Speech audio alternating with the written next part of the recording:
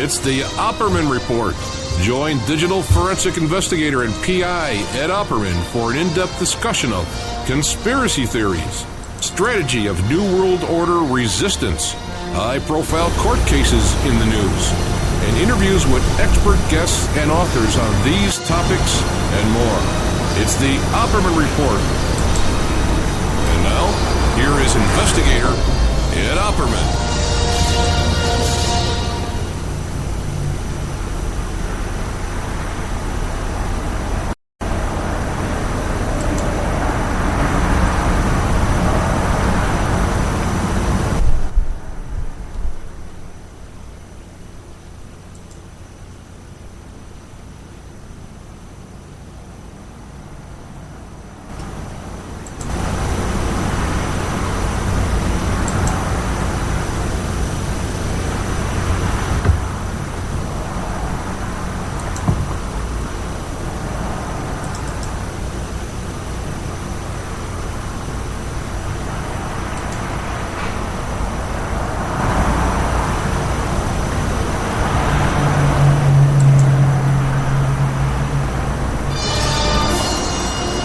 The Opperman Report.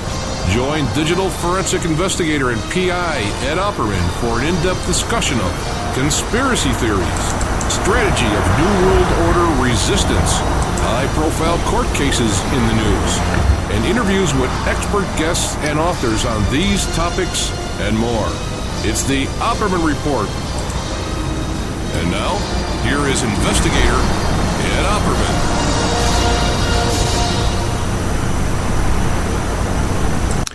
Okay, welcome to the Opperman Report. I am your host, Private Investigator Ed Opperman.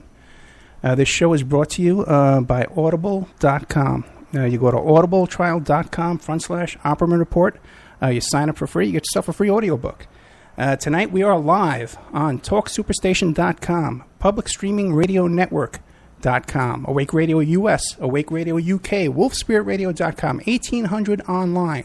Shazaz Radio, Just Us Radio Network, Scottish Sovereigns on the Land, My Radio Stream, listen to on TuneIn.com, on Spreaker.com, and also on iHeartRadio. Then we're going to be replayed this week on High Point Radio, 1700 AM, 100.5 FM in New York, New Jersey, and Pennsylvania. Will be replayed Monday morning on Penny Entertainment, Blog Talk Radio. Will be replayed Monday on Saturday. Talk Superstation plays us Saturday mornings as well. Cave Radio Broadcasting plays us twice a week.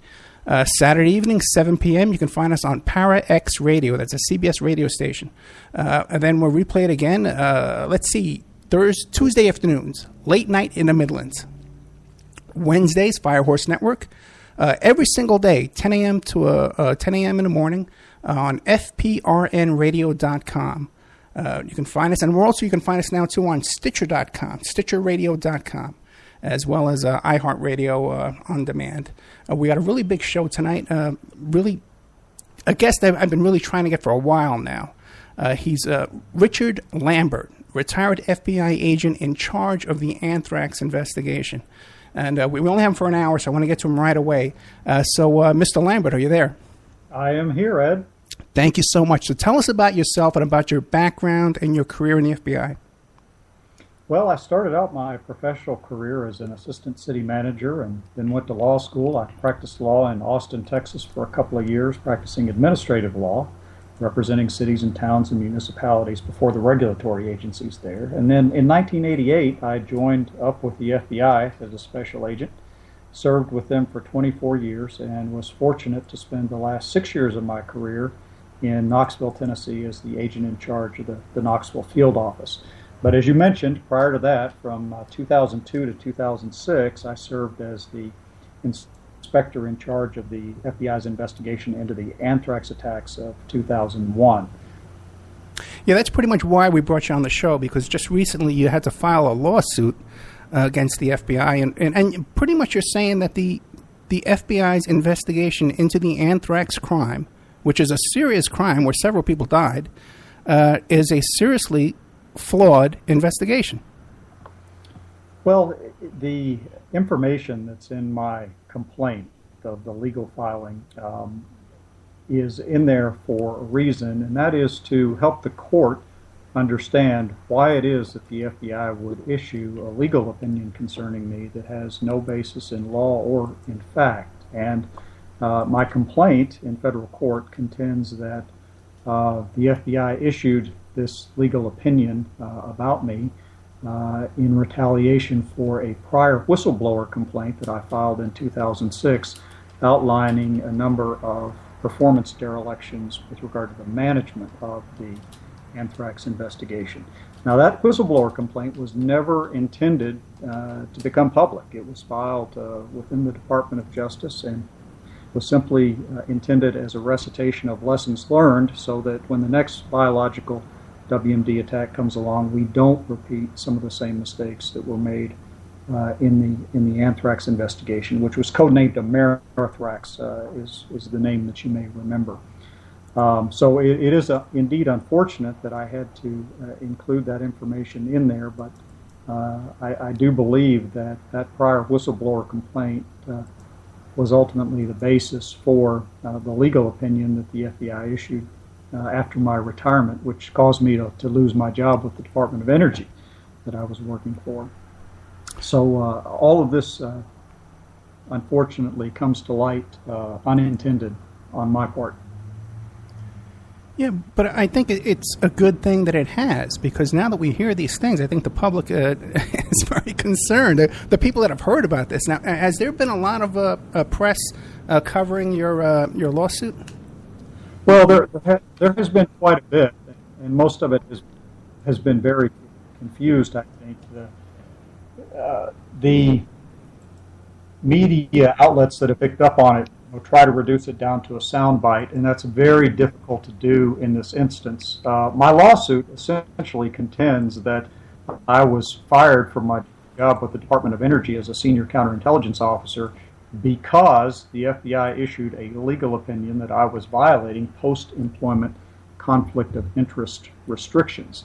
And that certainly was not the case. In fact, prior to me taking a post-FBI job as a senior counterintelligence officer with DOE, for the last 15 years, retired FBI agents had taken employment in the exact same type of position. And in fact, when I took the position, there were 3 other retired FBI special agents in charge currently serving in the position of senior counterintelligence officers. So this legal opinion that the FBI issued stating that I was violating post-employment conflict of interest restrictions was really something new. That's an allegation and accusation that had never been made in the last 15 years, despite all of the FBI agents previously serving in those positions. And when I look at it, there really is only one reason for that, and that has to be the whistleblower complaint that I filed back in 2006. Which again, unfortunately, because of civil litigation back during the Anthrax investigation, CBS News was able to get its hands on some of the allegations in the whistleblower complaint, and they actually publicized some of that on an episode of 60 Minutes. And as you might imagine, that certainly did not go over well with the FBI. Before we get to that, though, this post-employment conflict of interest, now, these laws were passed for reasons of people lobbying the FBI for contracts and things like that, right? Well, yeah, essentially what the law says is that if you retire from the FBI as a senior executive, you are prohibited for a 1-year period from having any contact with FBI employees, current on-board FBI employees, for the purpose of influencing them. And the statute is set up to prevent me, for example, from retiring from the FBI one day, going to work for IBM, and the next day picking up the phone and calling my colleagues back in the field office and saying, hey, you guys want to buy some IBM computers? Right. That's what it's set up to do. So there is a provision in the statute, an exception, that says that the statute does not apply if you are talking to the FBI employees on behalf of the United States. Now, I was hired by the Department of Energy to be a senior counterintelligence officer, and in my job description and in the job posting, it specifically enumerated one of my duties as conducting liaison and working with the FBI to protect the Oak Ridge National Laboratory from terrorist attack and the activities of foreign intelligence services. So the job that DOE hired me to do was specifically to liaison and to assist the FBI. And then after I took the job, the FBI legal office is issuing an opinion stating that that is a conflict of interest for me to do so. So just imagine if terrorists are showing up at the door of this nuclear plant where you're employed to protect, you're not allowed to call the FBI and report that. According to FBI headquarters legal staff, that is correct. And as you will recall, that's exactly what got us into trouble in 9/11 was the lack of information sharing and the lack of connecting the dots. Now, has anybody else, because they actually tried to indict you with charges, correct? Your office was raided after you were fired. Yeah, the day after I was fired, based on this legal opinion, armed agents showed up at my office. They searched the office and seized documents and carried those off with them. And for about a year, the Department of Justice, Office of the Inspector General, conducted an investigation, and that investigation was directed by the Public Integrity Section at the Department of Justice. So this was given a very thorough and comprehensive look. Well, I guess during that period of time, there were no child pornographers or drug dealers or anybody on the loose that needed the FBI's attention during this period when they wanted to come after you for making phone calls to the FBI. Well, yes. I mean, I believe that the investigation was politically motivated.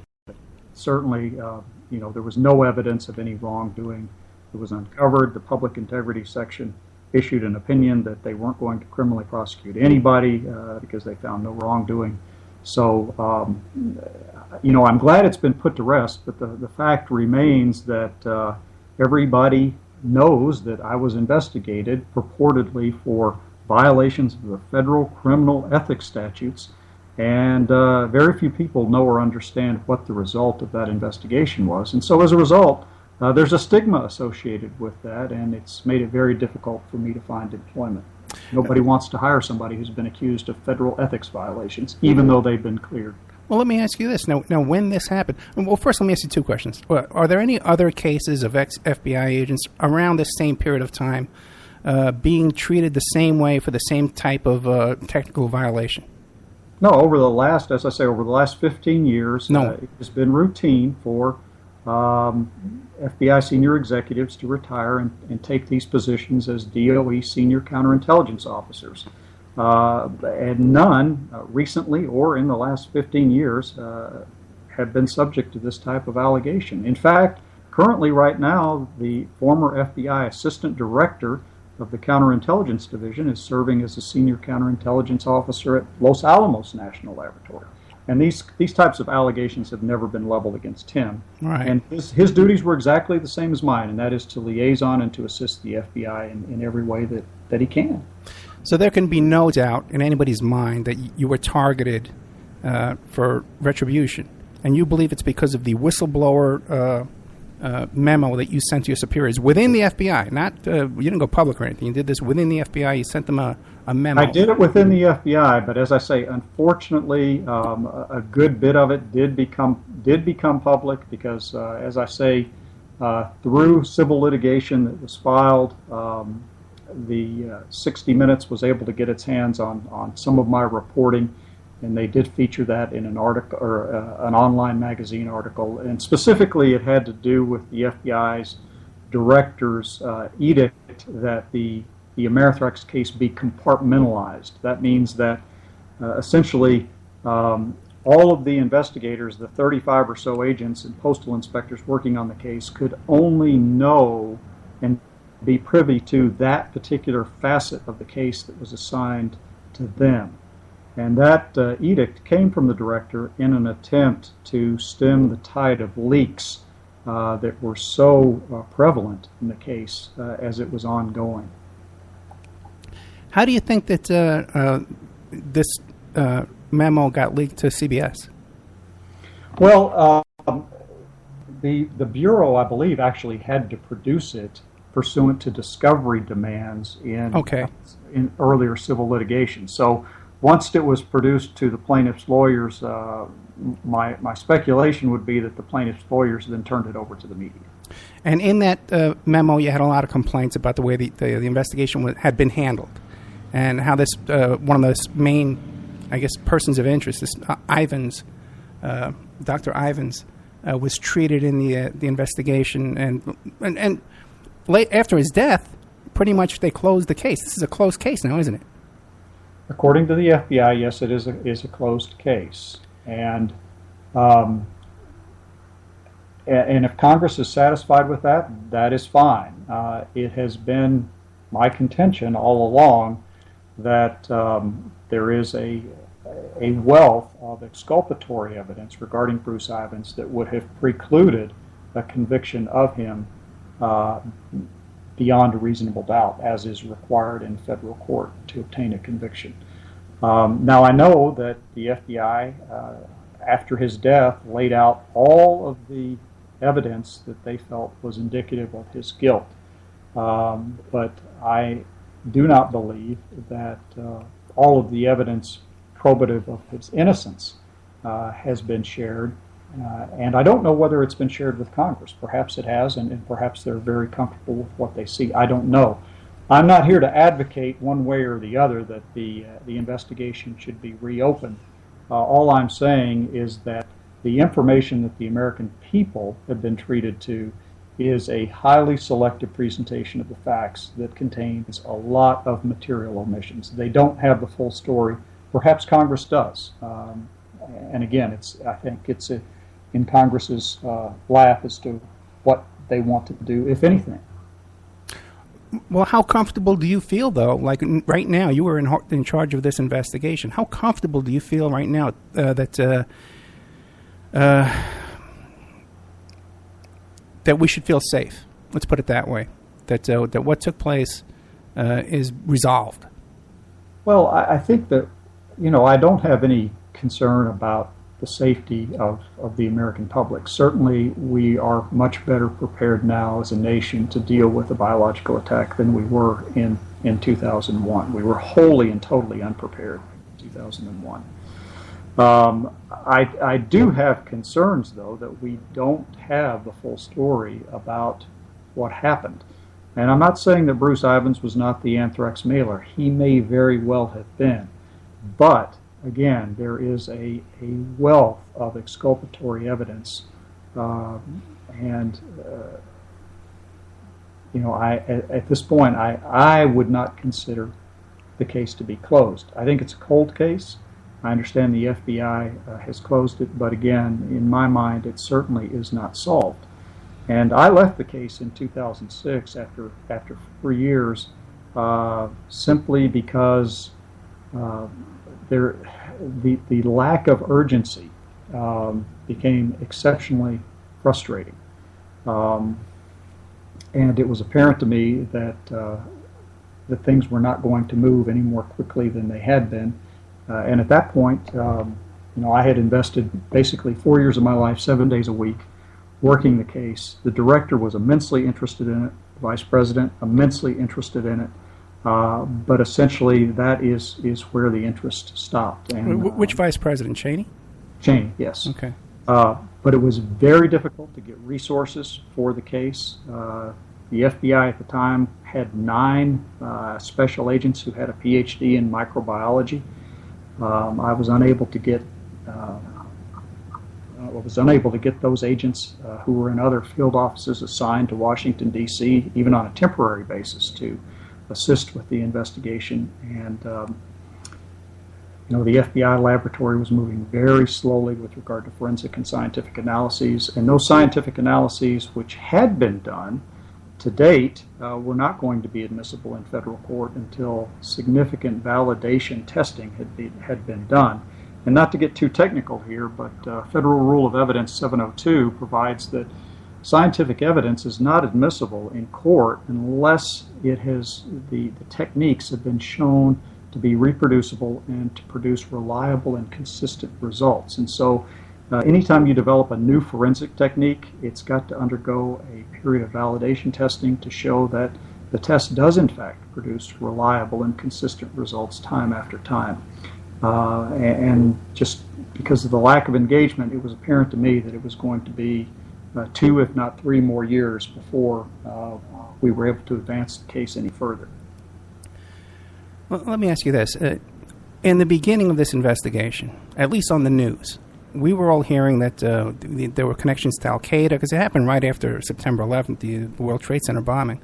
There were the connections to Al-Qaeda, there were connections to Saddam Hussein, because he had anthrax and barrels of it. Now, when you were seeing this on the news, what was your reaction being involved in the investigation? Well, you're exactly right. And, I think that even today the public has a misperception that this investigation early on was focused or targeted on one particular individual or one particular group of individuals. And nothing could be further from the truth. I think the reason people have that perception is because of the leaks coming out of Washington about the case.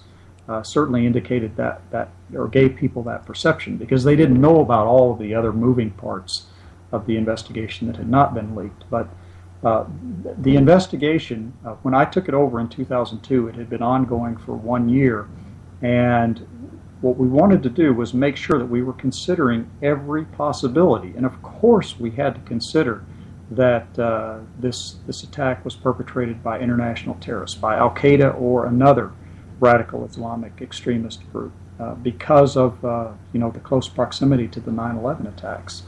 We also had to consider the possibility that it was perhaps some sort of domestic terrorist group.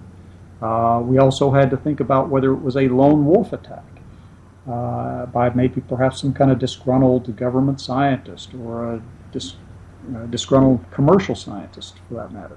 And then we even had to look at whether this was some sort of test by a foreign adversary, maybe North Korea or Iran coming at us as a government entity, just sort of testing our defenses in the wake of 9/11 to see how vulnerable we were. So all of those possibilities were on the board and had to be investigated and had to be considered, and they were in fact considered and investigated. Well, and it's my understanding that the letters were dated September 11, 2001. Were they also mailed on that date? No, the first letters were mailed, I believe, on September the 18th, which was 7 days after the attack. And then 21 days later, on October the 9th, we had a second set of mailings that went to Washington, D.C. So the letters that were in the envelopes that were laden with anthrax, they do make reference to the 9/11 date, indicating that there is a connection or a tie in there. So the person or persons or group had to be kind of ready to get going. They only had a week from 9/11. They had to be planning this prior to September 11th in order to have the anthrax ready and these letters, right?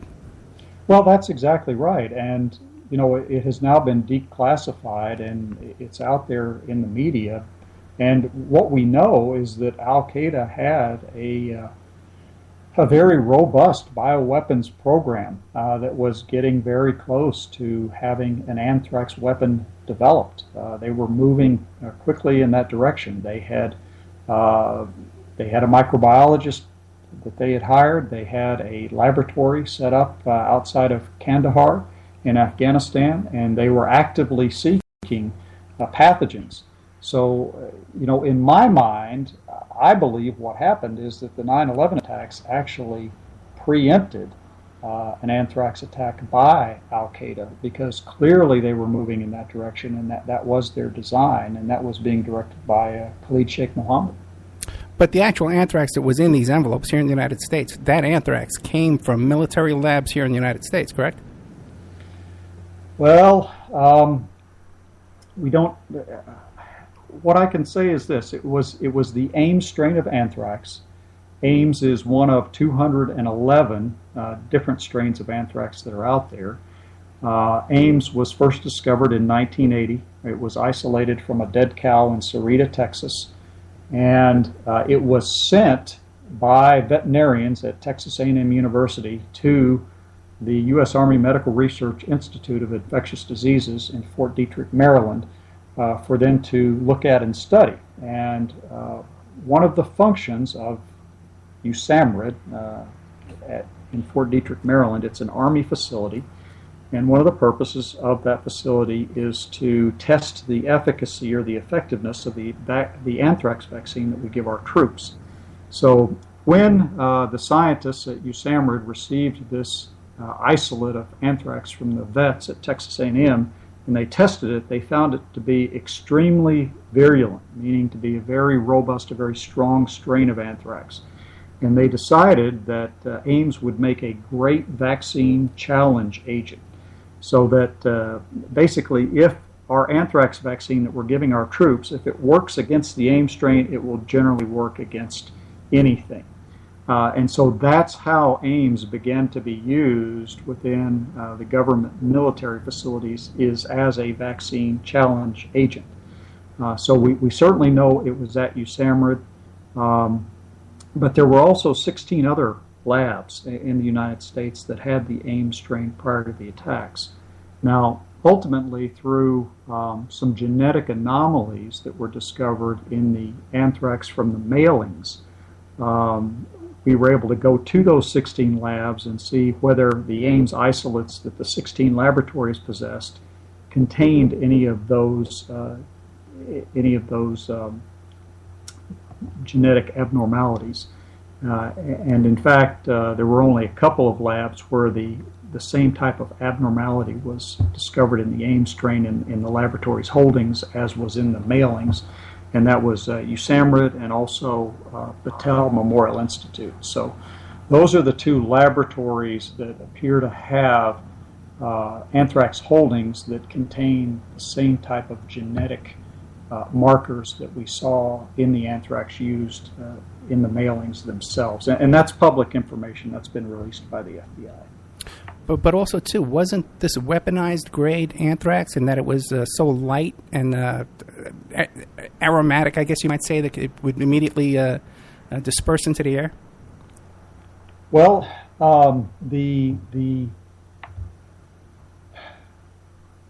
weaponization, when we say weaponized, there are a set of characteristics that would indicate that something has been produced to be used as a weapon. And there are a lot of things that can be done to anthrax to make it more effective as a weapon. One would be the particle size. Anthrax spores are very, very small, and you want a particle size such that the particles remain aloft in the air so that they can be inhaled. Anthrax particles also have a natural electrostatic charge, meaning that they tend to stick to things, just like dust tends to stick to your television set. So if you can eliminate that electrostatic charge, it also allows them to remain airborne for a longer period of time. Also, the moisture content is another thing. So there are a number of things that can be done to anthrax to make it more effective as a weapon. I would be hesitant to characterize the anthrax in either one of the mailings as weaponized. The first anthrax that was sent to New York City was very different in character, and you can see that in pictures that the FBI has released. Is very different in character from the anthrax that was mailed to New York 21 days later. The anthrax that was mailed to New York in the first set of mailings, it really is brown and granular. It almost looks like it has the consistency of sand. And then 21 days later, the anthrax that was mailed to New York City, it has more of the character. It's of a more refined product. It almost looks like flour.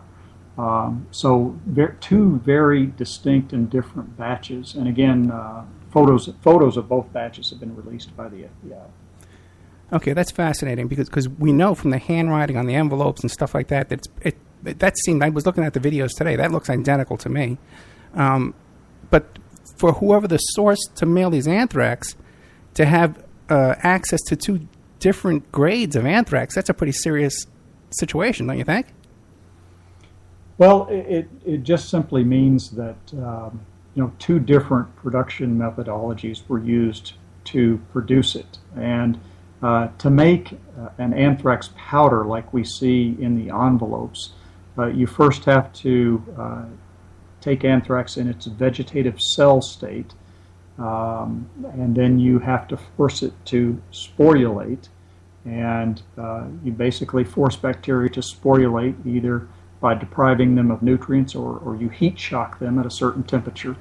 And then once they've sporulated, you have to purify them, which means that you simply have to wash away the growth media and sort of exogenous trash that is surrounding them so that you're left with nothing but spores. And then once you do that, you have a slurry of spores, a wet slurry, and you need to dry that down in some way. And you could simply let the spores dry out with air. You could put them in an oven. You could use a food desiccator. Or you could use something as sophisticated as a lyophilizer, which is a freeze dryer that is used in laboratories to quickly freeze something with a very low moisture content. Okay, we don't want to give too much of a recipe out. Okay, but it did seem to be though also too that so you would think that once they mailed out this first batch, that they would feel that the heat is on and they'd be kind of keeping a more lower profile, and they wouldn't have access to this equipment to come up with a better grade. Wouldn't you think? I think that's a very good question, and there's a big question mark surrounding that as to why we have two batches that are so very different and very distinct. And what do you think?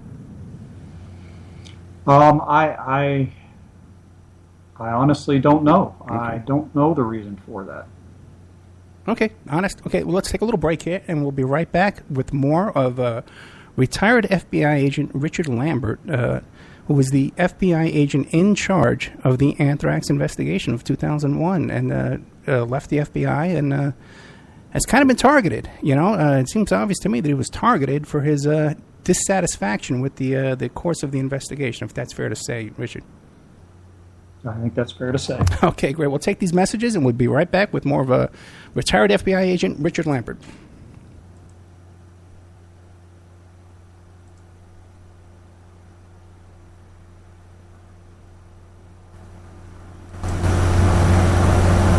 And now a word from our sponsors.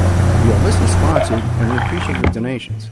If you like the show, please visit OppermanReport.com and click on the donate button, or you can donate directly through PayPal at OppermanReport@gmail.com.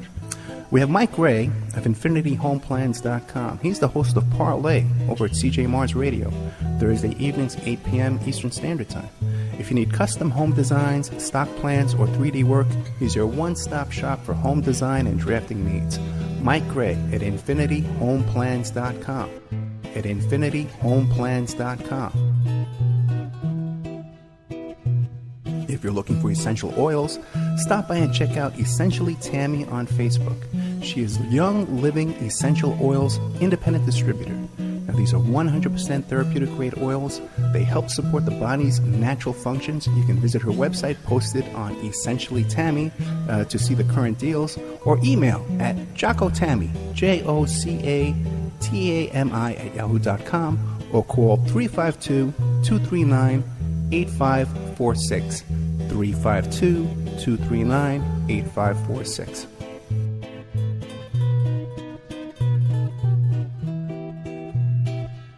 Hey, if you need a private investigator, go to my website, emailrevealer.com. We offer asset searches, locates, skip tracing, adoption investigations, online infidelity investigations. We can recover deleted text messages from a cell phone or trace an email to online dating websites to catch people cheating. That's emailrevealer.com, or you can call 800-572-9762. 800-572-9762 for emailrevealer.com, my PI website.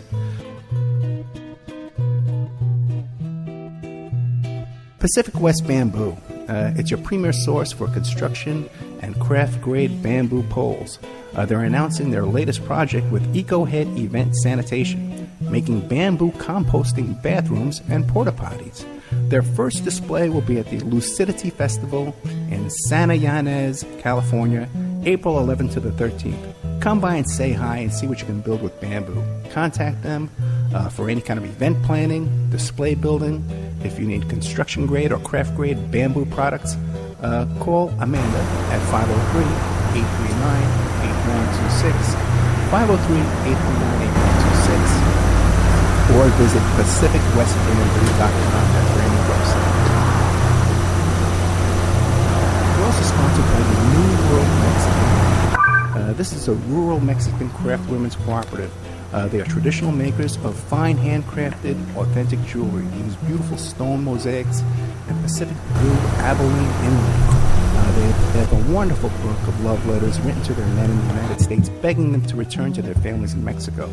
But they've written a new book, and it's it's about a young girl that falls in love with a rodeo bull rider and runs off with him without telling her family. It's a beautiful love story called Azuquina Part 1, Azuquina to the Rodeo. You can find their books and jewelry by clicking on their banner ad at OppermanReport.com or by Googling New World Mexican Women.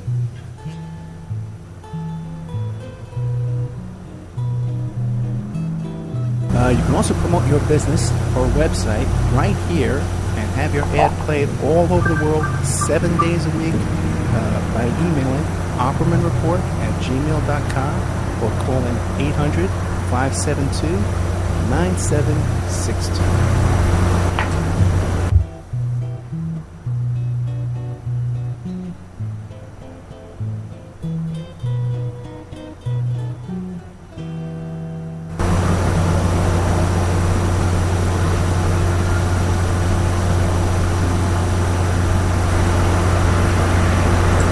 Okay, we are back with the Opperman Report. I am your host, Private Investigator Ed Opperman, and we are here with the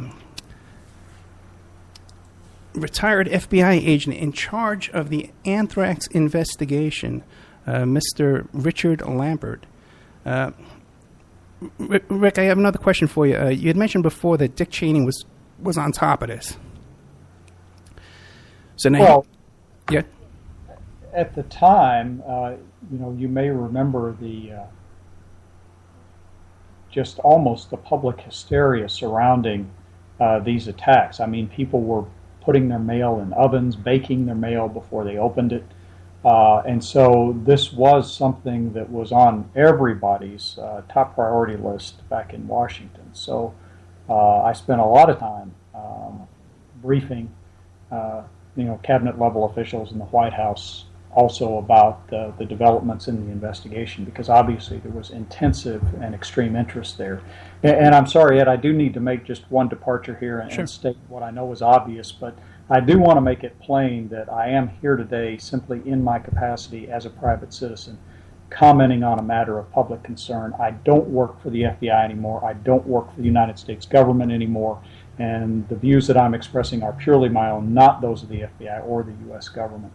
But you are correct. The White House was very, very intensely concerned and interested about this, as was the director. But unfortunately, that sense of urgency sort of stopped there, and it was not prevalent in the lower levels of the FBI, which really hampered the investigation significantly. Okay, and that was really the basis of my question. Now, couldn't you go to them and say, hey, guys, I need help over here in the FBI. Can you put the heat on these guys for me? I mean, if you got Dick Cheney on the phone, say, Dick, I need help over here. Put some heat on these guys. Right. I had too much respect for the director to bring that sort of scrutiny and criticism to him at that point in time. I tried to deal with his subordinates as he instructed me to do. The director was very interested in the details of this investigation, its progression and its advancement, but in terms of resources that were needed to keep it going, expertise that was needed, getting people to conduct computer forensic analyses and those sorts of things. Those sorts of issues he delegated to his deputies and had me speak with them. And I did so repeatedly. But unfortunately, as I say, the same sense of urgency and concern and engagement that the director evidenced was not there with his subordinates. Okay, and I've read your concerns both in the lawsuit and some different online articles. And just one point was that only 12 out of the 20 agents assigned to this case had any prior investigative experience. Which, sadly, the investigation became sort of a political pawn in, I guess, in a larger struggle of egos back in Washington. The director, Robert Mueller, was very hands-on, supremely capable, exceptionally smart, probably the brightest man I have ever worked for before. But he had some ideas about management of the case that really violated about a 100-year-old paradigm in the FBI. And that paradigm was simply this. The FBI has 56 field offices across the country, and those field offices are headed by special agents in charge. And they generally view themselves as kings of their fiefdoms, and that they will run their investigations without hindrance or interference by FBI headquarters. Well, when this case came along, the Anthrax attacks, the director rightly viewed it as so significant from a national security perspective that he made an unusual decision and an unprecedented decision that he was going to run that investigation from FBI headquarters. And so he took it out of the hands of the Washington field office. He put me in charge of it. I was assigned to the FBI headquarters inspection division, and I was told to run it. And that's all well and good. I was very comfortable with that responsibility. Unfortunately, commensurate authority did not go with that charge of responsibility. So what happened is, in retaliation for the investigation being taken away from the Washington field office, they decided that they would only assign agents right out of the FBI Academy to the task force. And it seemed almost to me a deliberate attempt to obstruct or to make the investigation fail. I mean, the FBI has got some incredibly competent, seasoned investigators who have just done remarkable work over the years. But getting those agents assigned to the case was just an incredible struggle. And so for that reason, we had a lot of agents assigned to the case who had absolutely no investigative experience at all. It would be like if you took a first-year medical resident and told him, okay, tomorrow you're going to perform brain surgery. Yeah, the biggest investigation in the country. Yeah, I mean, he could probably do it, but not well. I had this very simple idea or notion in my mind that given the significance of this attack, 5 people died, 17 also got sick and ultimately recovered. The best and brightest that the FBI has among its 11,000 agents should have been assigned to this case. And that is one of the lessons learned for the next bioterrorism attack in this country is we need to, and the FBI's got a list of all the people who have this specialized expertise, and they need to be brought to bear immediately upon the problem and upon the investigation. And that simply did not happen, and I think we spent years catching up as a result of that. Okay, but Mr. Lambert, you write this off as to political egos and infighting and politics and red tape kind of stuff, even after they've targeted you to the extreme that they have? Well, I mean, it is what it is. Should the investigation have been handled differently? Yes, I think that now we have learned a lot of things about process for investigating these WMD attacks, and I think we're much better prepared today. The FBI is especially to deal with the next bioterrorism attack. But that preparation and being better prepared comes from hard lessons learned and failures and performance derelictions in the Anthrax investigation.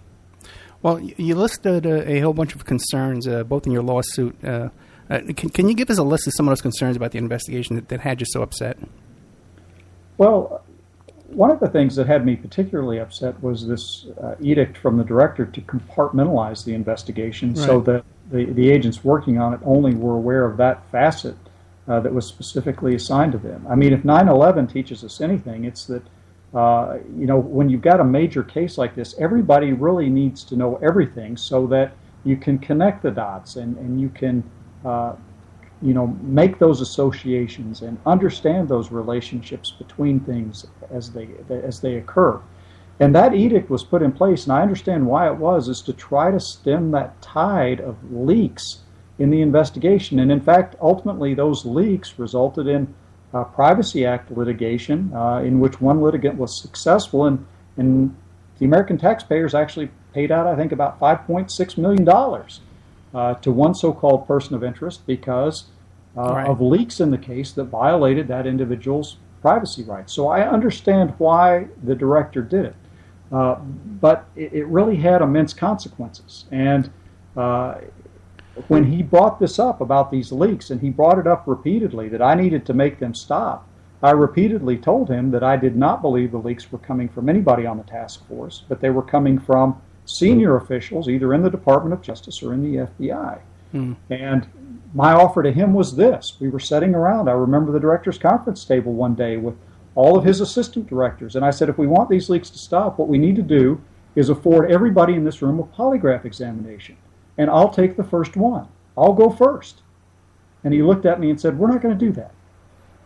And so as a result, the case was ordered to be compartmentalized, and again, that really hindered and impeded and slowed things down, because now you've got people working in isolation on specific parts of the case, and they can't share what they're learning with other individuals. And the result of that was that I ended up being the only individual who understood all of the pieces and parts of that investigation that were ongoing, which is not a healthy thing. No.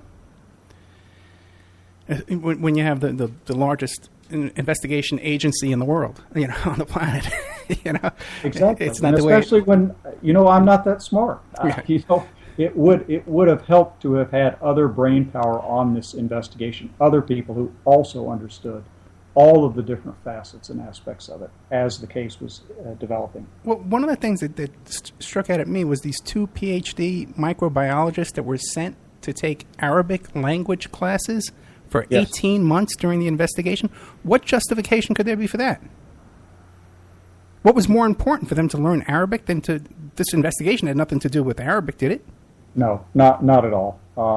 I believe that was just a politically motivated attempt to stymie the investigation, based upon the Washington field office's dissatisfaction with the fact that it was being run out of FBI headquarters. That was really unprecedented, and unless you're sort of steeped in and experienced with the FBI's culture, it's hard to understand how that could be perceived as such a slight or an offense to an agent in charge of a field office. But that is definitely how it was perceived.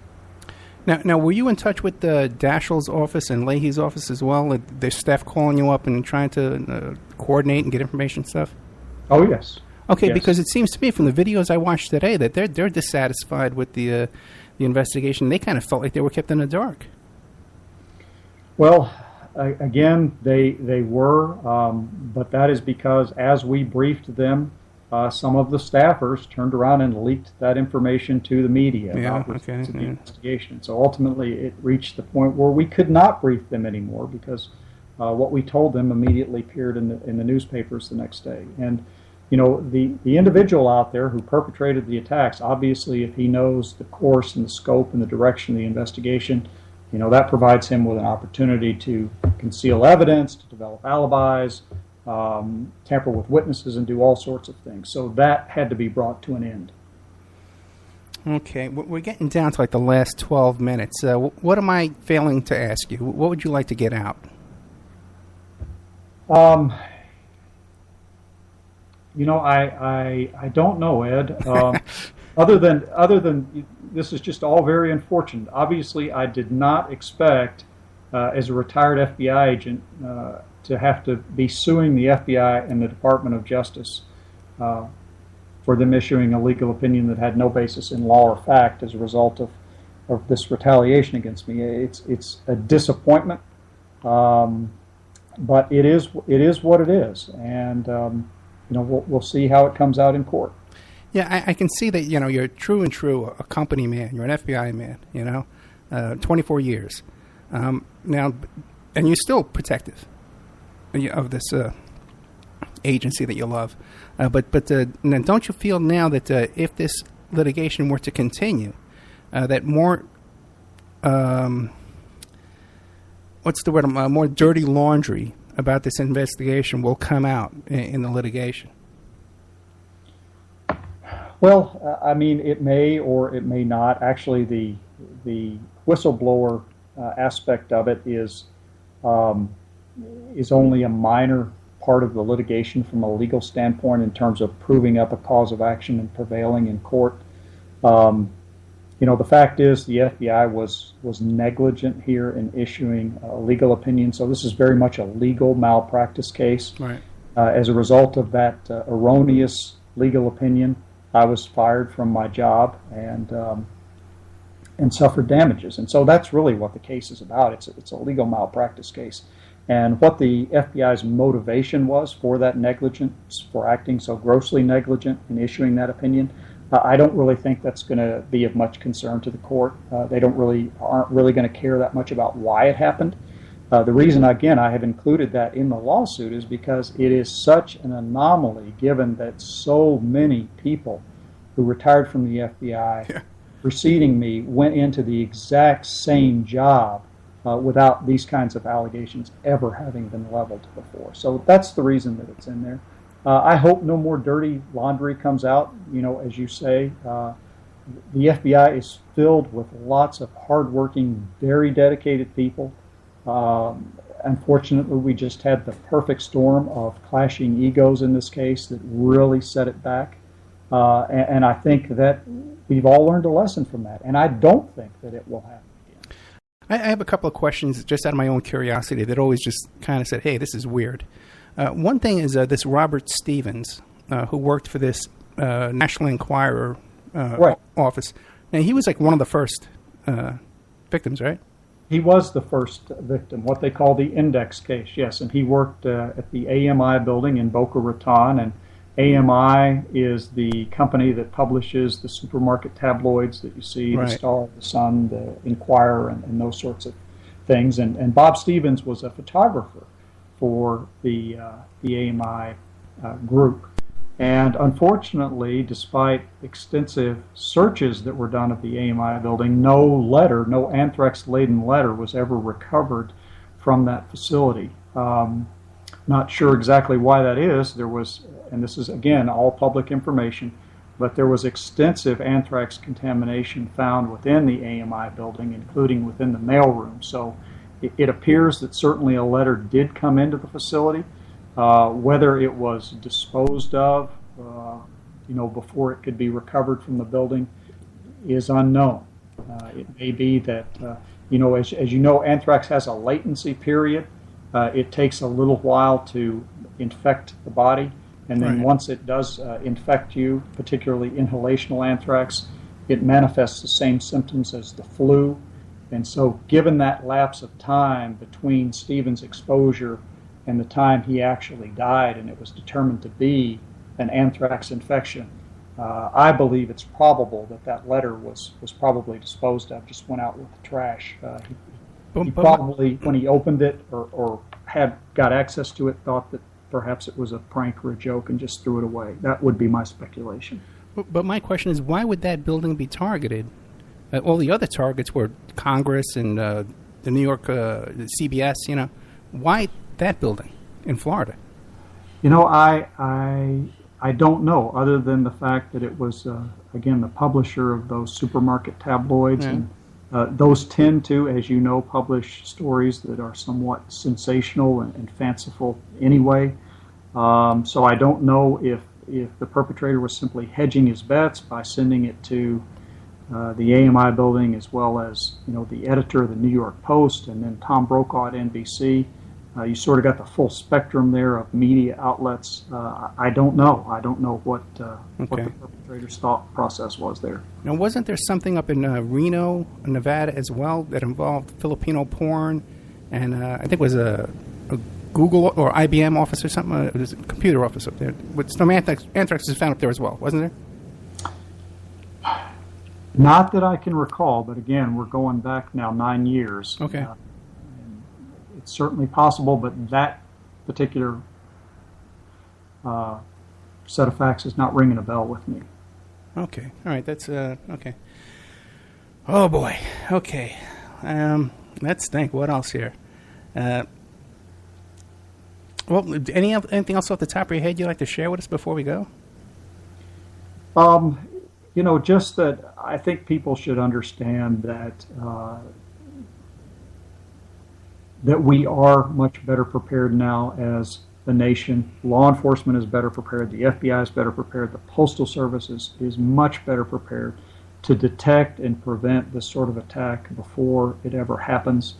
I do believe that we'll see it again because of the success and the notoriety surrounding this. We know that anthrax and biological weapons continue to be high on the list of terrorist-intended operations.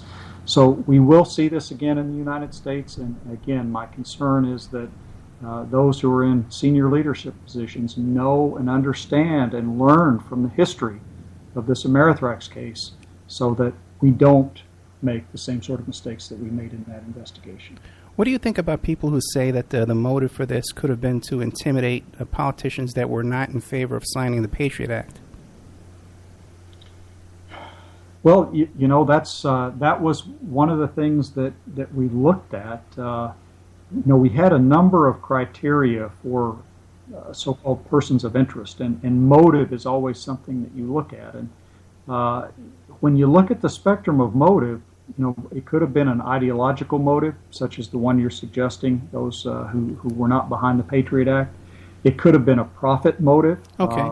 Let's say, for example, somebody had invented some sort of device that would shut down a building HVAC system if anthrax were detected. An individual like that who had patented such a device would have stood a lot to gain from these anthrax attacks.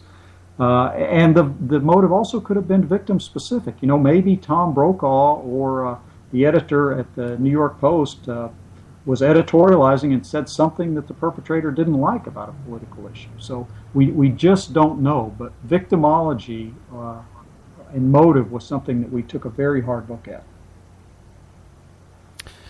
Very interesting. So it would have to be someone who had access to anthrax, first of all, and a high grade of anthrax, and be able to process it like you described before. Yeah, that was the first criteria, absolutely. Yeah. Whoever did this had to have access to the AIM strain of anthrax. What do you think about the possibility that the person who would be behind this would also be able to stifle the investigation in the FBI?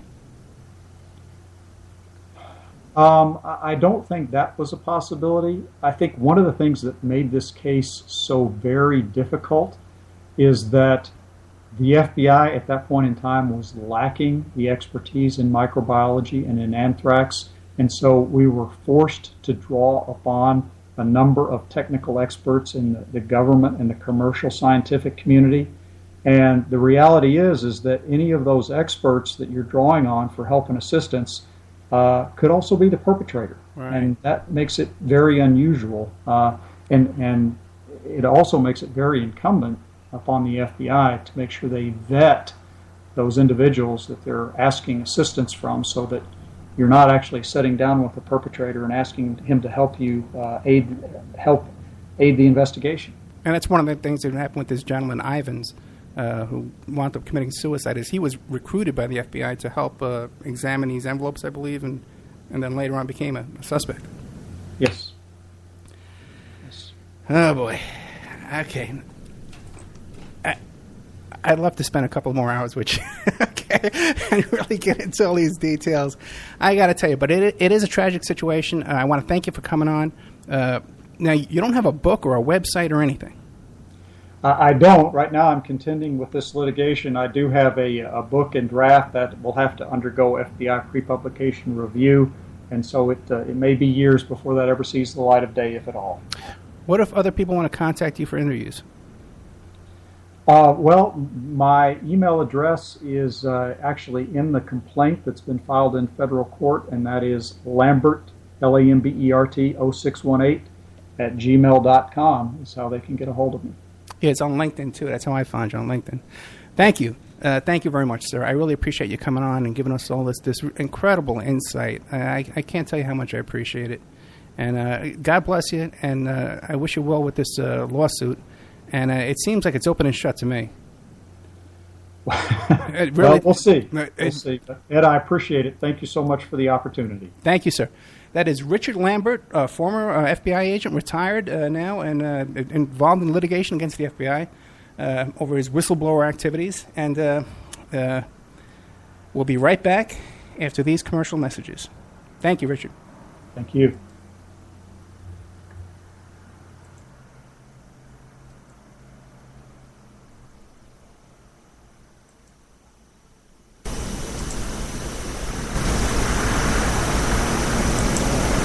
And now a word from our sponsors.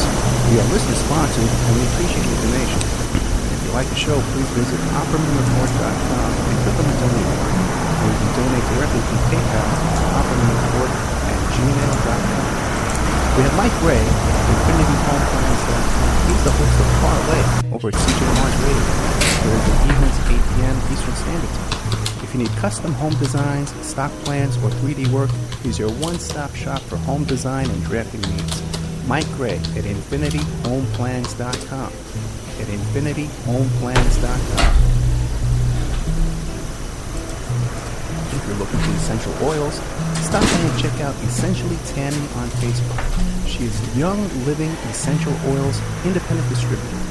These are 100% therapeutic grade oils. They help support the body's natural functions. Visit the website posted at Essentially Tammy to see the current deals, or email at Jocotami, JOCATAMI@yahoo.com, or call 352-239-8546. 352-239-8546.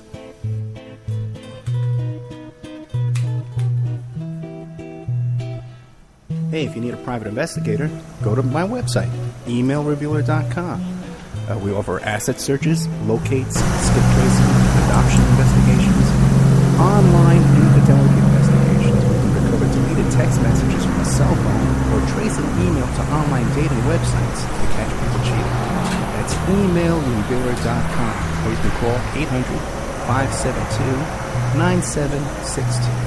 800-572-9762, or email revealer.com, the website. Pacific West Bamboo. It's your premier source for construction and craft-grade bamboo poles. They're announcing their latest project with EcoHit and Vent Sanitation, making bamboo composting bathrooms and porta potties. Their first display will be at the Lucidity Festival in Santa Ynez, California, April 11th to the 13th. Come by and say hi and see what you're doing. Contact them for any kind of event planning, display building, construction grade or craft grade bamboo products. Call Amanda at 503-839-8126, 503-839-8126, or visit PacificWestBamboo.com, their brand new website. We're also sponsored by the New World Mexican Women. This is a rural Mexican craft women's cooperative. They are traditional makers of fine handcrafted authentic jewelry, beautiful stone mosaics, Pacific blue abalone jewelry. They have a wonderful book of love letters meant to the United States, begging them to return to their families in Mexico. But they've written a new book, and it's called, it's about a young girl that falls in love with a rodeo bull rider and runs off with him without telling her family. It's a beautiful love story called Azucena Part 1, Azucena to the Rodeo. You can find their books and jewelry by clicking on their banner ad at OppermanReport.com or by Googling New World Mexican Women.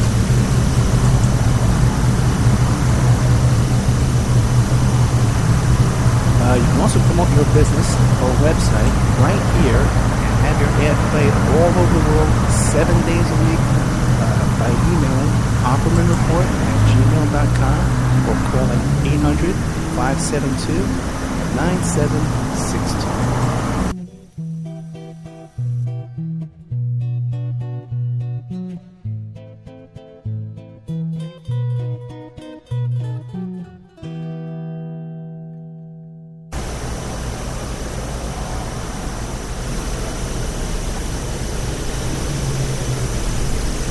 Okay, welcome back to the Opperman Report. I am your host, Private Investigator Ed Opperman.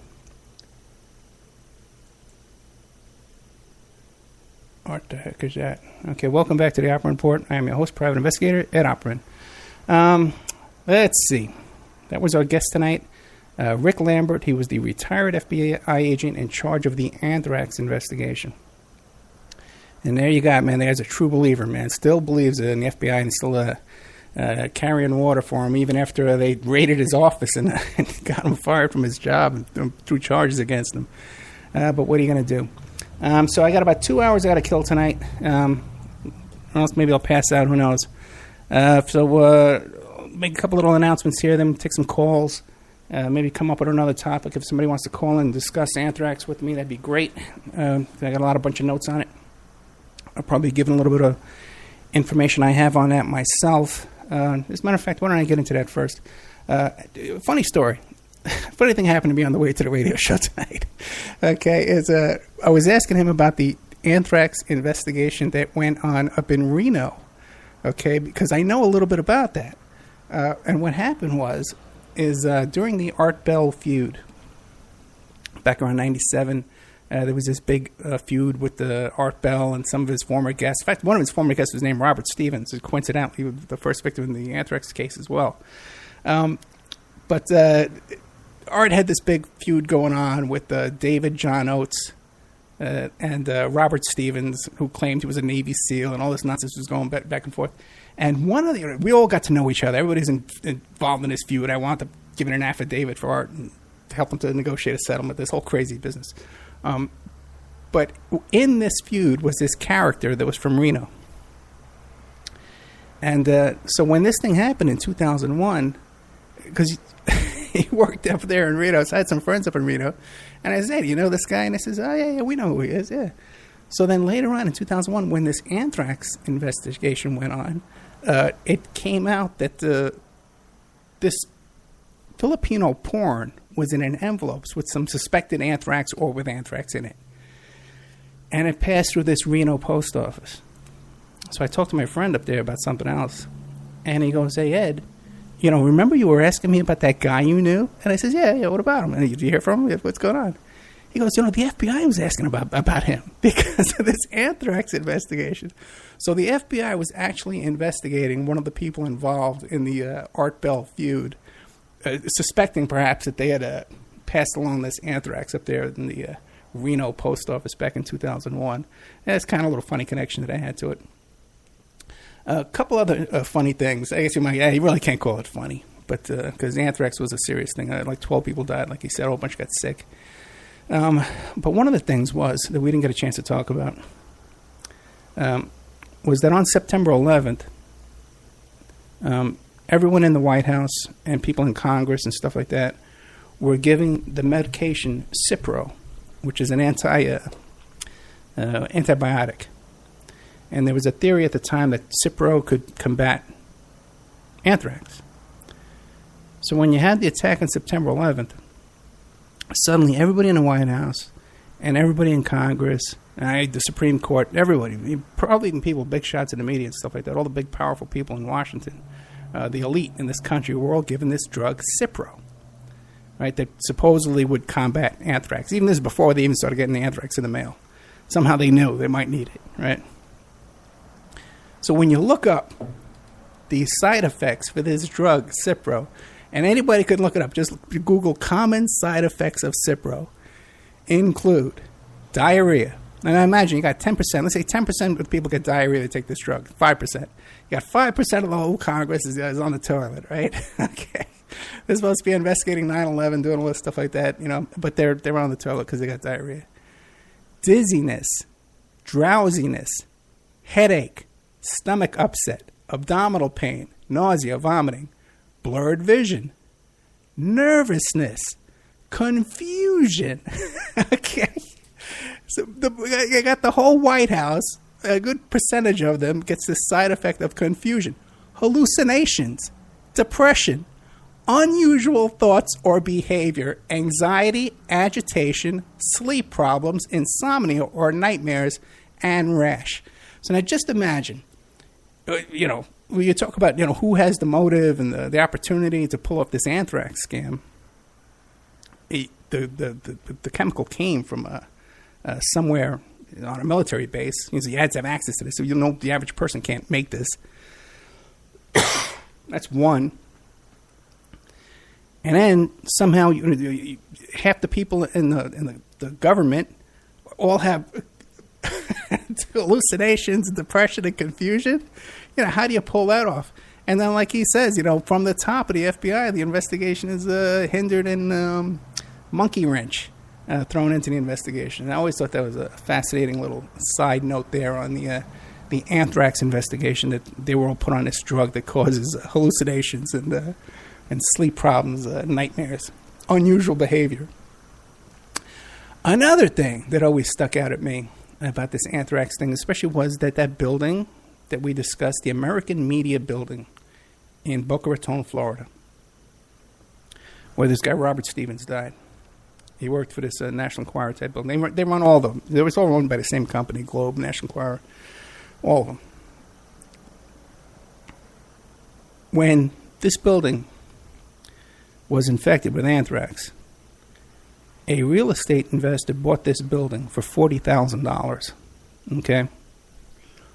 And you can look up this building. Look up the American Media Building in Boca Raton, Florida. And put in anthrax, too. You can see the size of this building. It's like one of those big Hampton suites, one of those big little hotels, a little motel. Huge building in Boca Raton, Florida, sold for $40,000. And then the investor that bought it made a plan to lease it to a company called Bio One. Okay, now the financial terms of this agreement have not been disclosed, blah, blah, blah. But Bio One was this company that we just started up, that they could clean out anthrax. They got the expertise and the know-how to take care of anthrax. Don't worry about it. It's going to clean this out there for you. And then we're going to rent this building from you. Bio One is owned by Rudy Giuliani, former mayor of New York City. Happens to own the company that went in and had this deal to buy up this building and then lease it back after cleaning it up. They buy it for $40,000 and they clean it up. Now, get this. I found something else here. To clean up the Brentwood Post Office in Washington cost $130 million. Okay? Now, so if you're looking for suspects, who could have been behind this anthrax deal and started companies to clean it up for $130 million, I would take a look at those people as well, to see who own these companies. It's sort of these cleaning companies for anthrax cleanup jobs. He was discussing this character, Ivins, Dr. Ivins, who was driven to suicide by this investigation, by the way. And then after his death, the FBI pretty much announced that the case was closed. And it had to be this guy, Ivins. He had to have done it.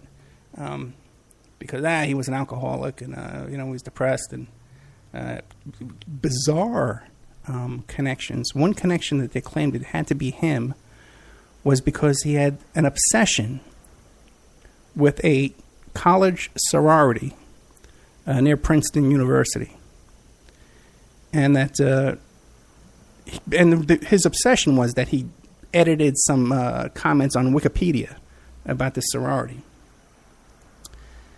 And that the post office where he mailed the anthrax letter was next to a storage locker that's a sorority used for their ceremonial gowns and pledges and stuff like that, where they kept an office for some equipment.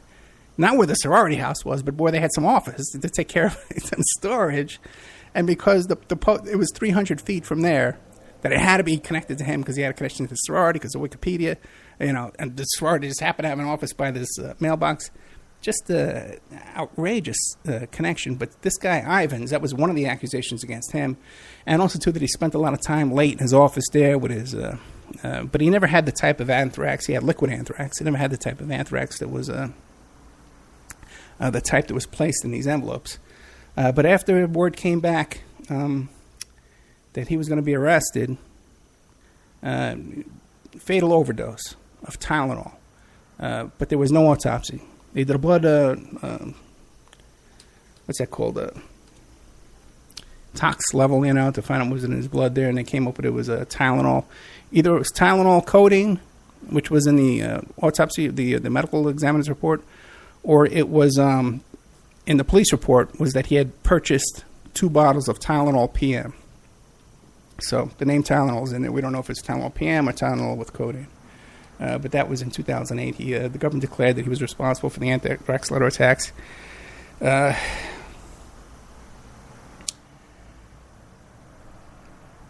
They're also accusing this guy Hatfield for a while. And I know there's other people. I know A.J. Weberman has his target on Hatfield, thinks he did it.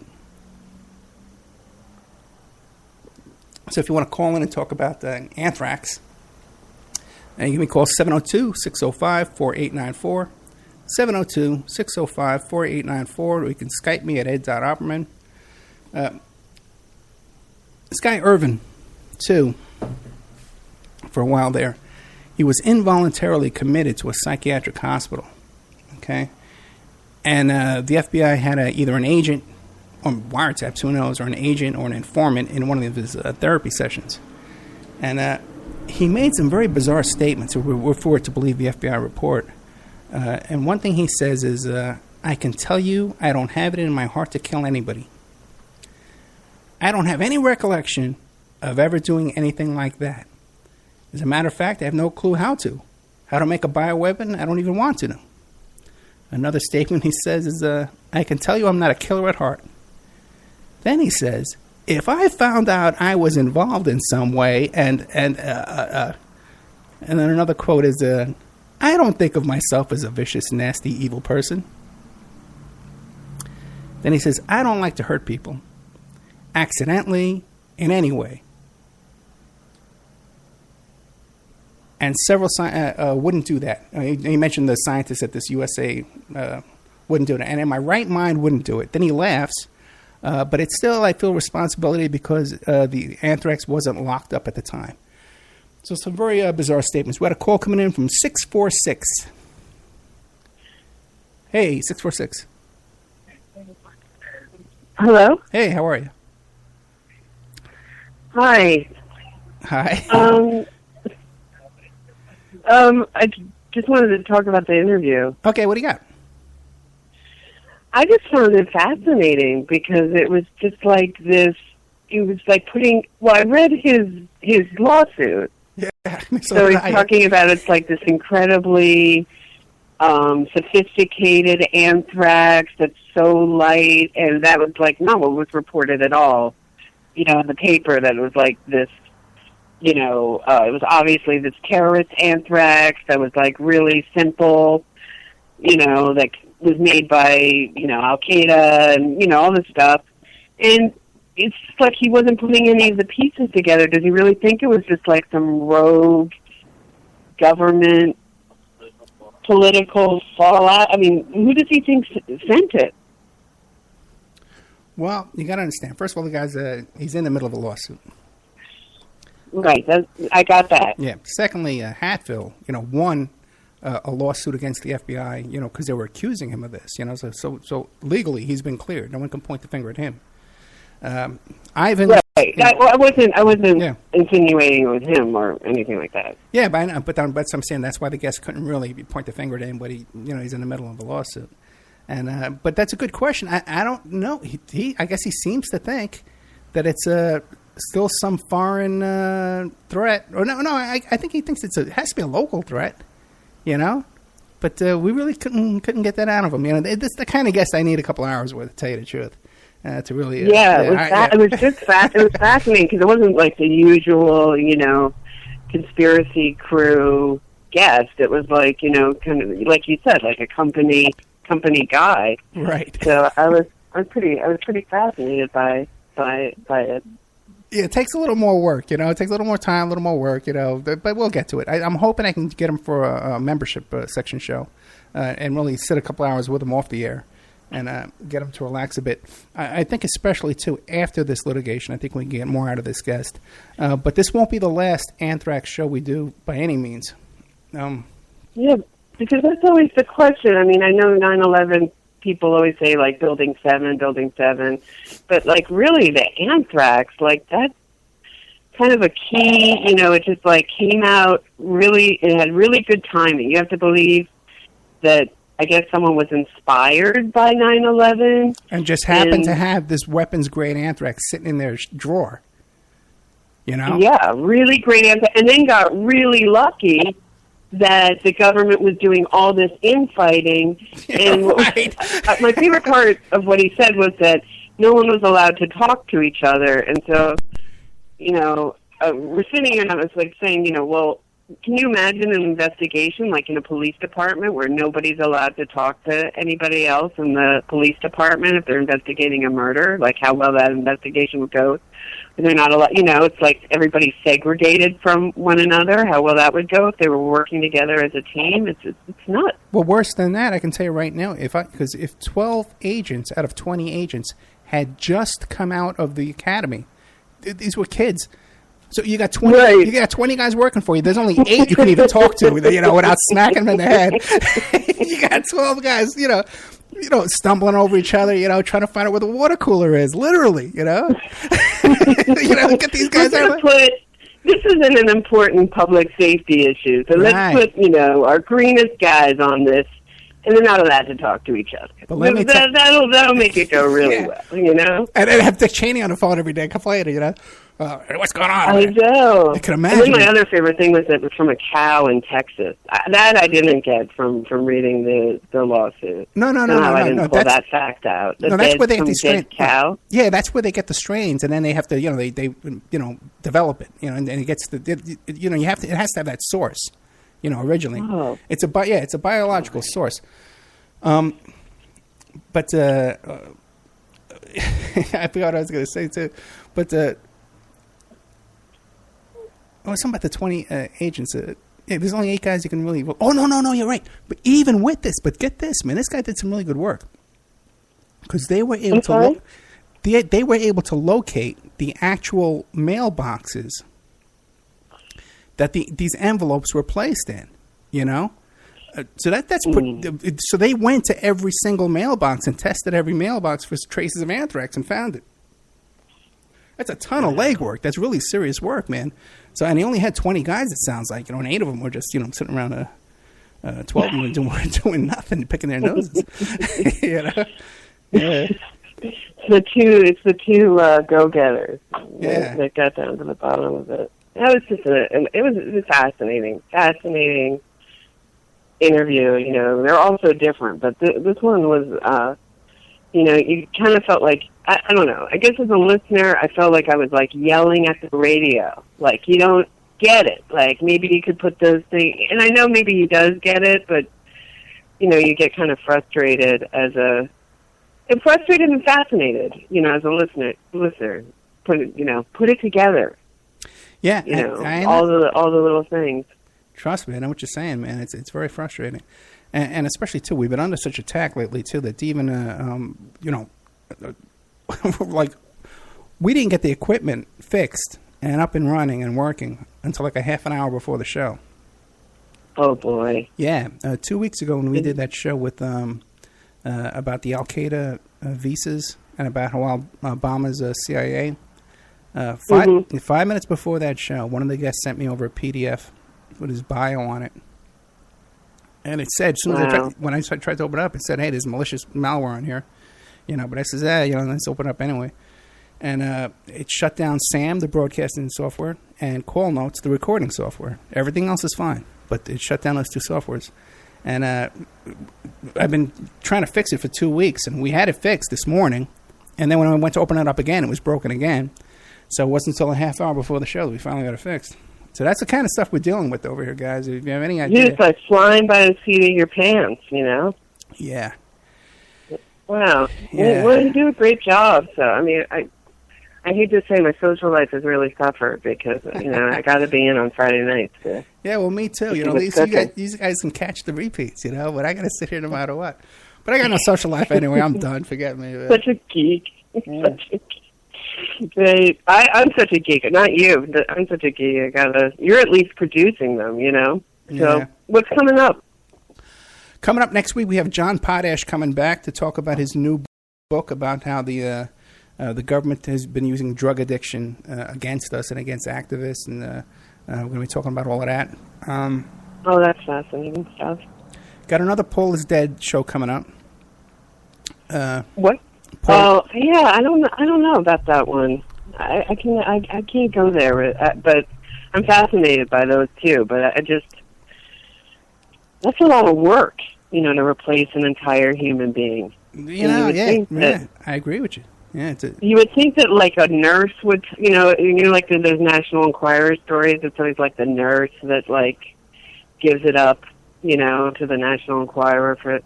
It feels like someone would give it up, Well, a nurse assuming that the first McCartney's dead, but it could be they were just swapped out and they're both alive, because there was a guy living in McCartney's house that looked just like him, and he was living in his childhood home. Listen, who knows? There's so many factors in all that, but there's so much weird stuff with Lennon and hypnotism and Mark David Chapman and Yoko. Who the hell knows? Yoko Ono is just, she's, we both went to the same college. She's just insane. Just what a weirdo, Yeah, well, Yoko Ono's an escaped mental patient. I know, and just like left her kid. Yeah. No maternal instinct at all. Yeah, fascinating. And the fact, didn't she have her son on the same birthday as John? Oh no, I didn't know that. I didn't hear that part. No.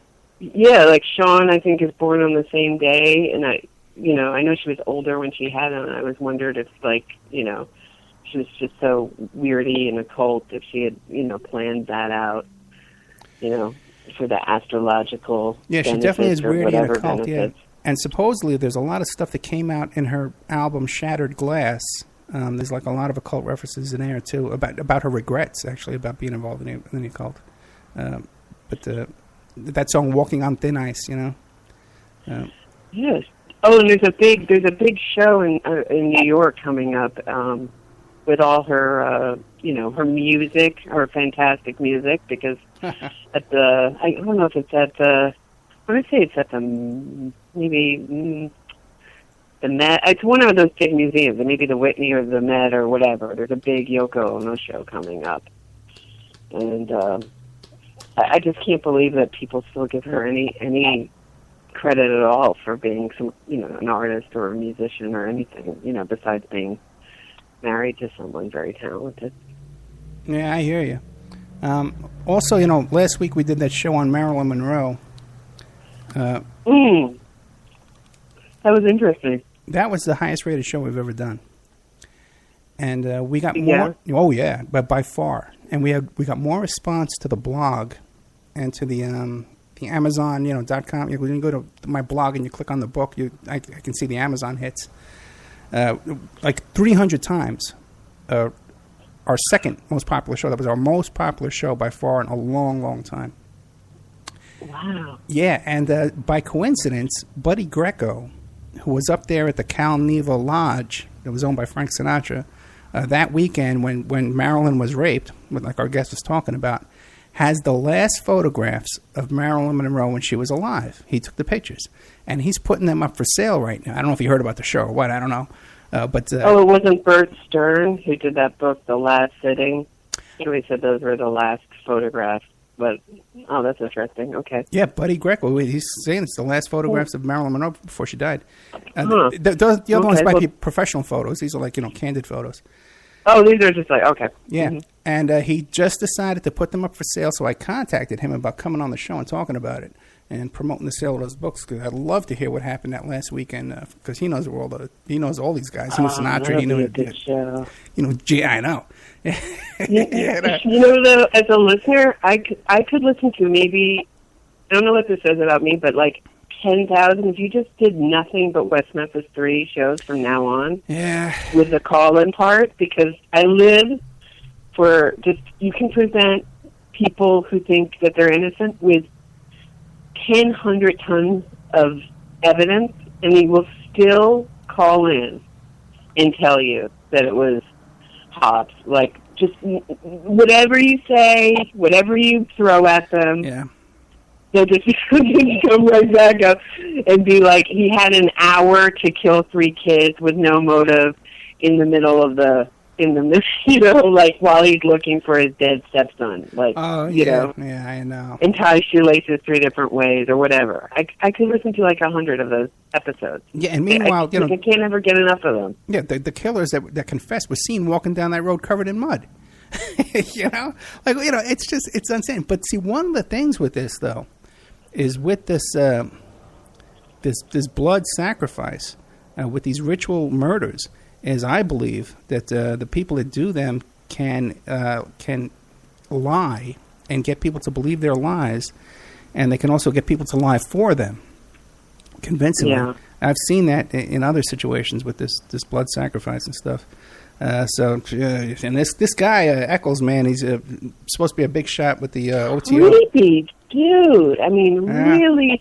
And those documentaries are so amazing because, you know, I first saw them and I'm like, oh, this is such a miscarriage of justice. Oh my Lord, you know. And then you see an interview with him and you're like, oh gosh, he's really creepy. And then you look into it further and you're like, whoa. And you should have known, like, or I should have known when I watched the documentary when he says, he turns to his lawyer at one point and he says, I think we've got the case beat. Oh, really? And I think nobody who's, you know, innocent is going to say, we beat the, you know, you're not going to beat a case if you're innocent, you know. You only beat a case if you're, you know, I mean, that's just how I see language, but I should have known then, but it's just really creepy being in the same city as this guy. And I think and the more time he's out, the more, you know, he comes out with all this stuff. I mean, he did that great show with William Ramsey about, you know, his membership in the, I want to call it the ITO, but what is it? OTO. The Crowley OTO. organization. OTO. What is that? OTO. Thank you. The OTO.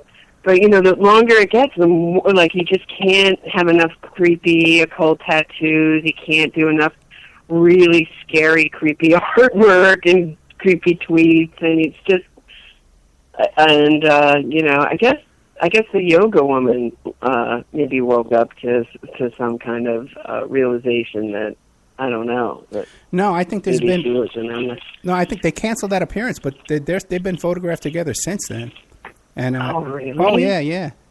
See, I predict, man. I guess I'm naive. That I guess or maybe she's into that. Maybe she's a culty and witchy and that kind of thing. Yeah. Well, the people around him, they all are. There's a theory. I know, like half of them are. I think half of them really think he's innocent, and I think the other half are just like witchy and occulty. And I can tell you that all the top people from the beginning all know that he's guilty. And I also think that he's gonna come out and admit it in a couple of years.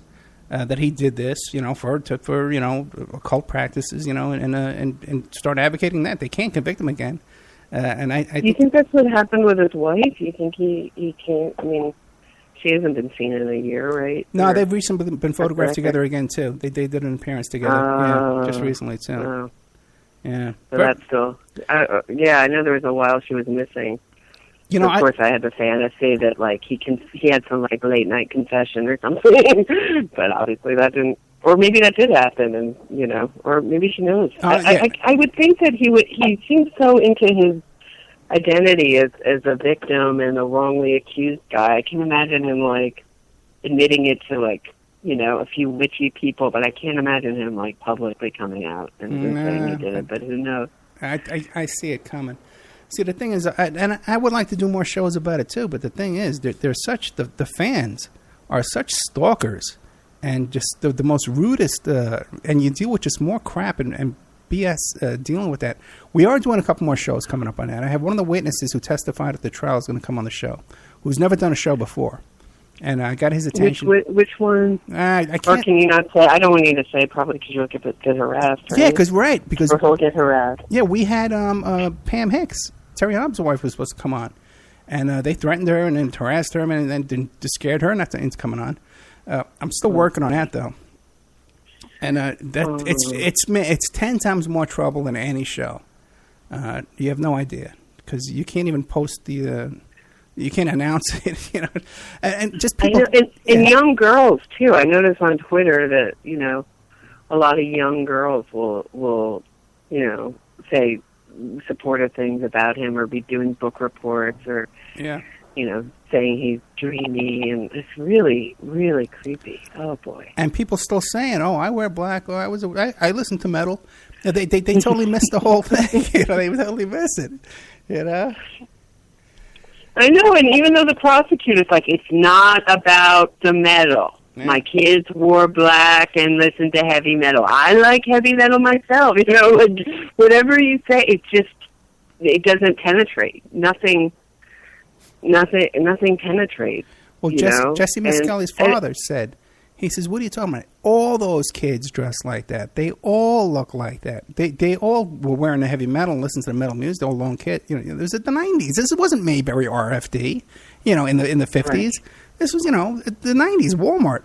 And the trailer park kids. But the difference is that Eccles was walking around telling people he was going to sacrifice his baby when the baby was born if it was a boy. All kinds of things. Putting in mental institutions. Killing dogs. You made the best point. Yeah. There's so many dog animal lovers, including myself. You would think just the dog killing, forget the child killing, would be enough to turn people off. Right. But that doesn't... The guys who saw him kill the dogs, too, the guys who saw him kill the German Shepherd took a polygraph and passed. By the way, every polygraph would have to be 100% wrong. Everyone who said he's guilty and incriminating him, and everybody who said, they would all have to be 100%. Polygraphs aren't admissible. They're not 100%. But these are 100% because if you believe you didn't do it, they're all 100% wrong. Right. And just mixed with his interviews where he lies about everything. Yeah.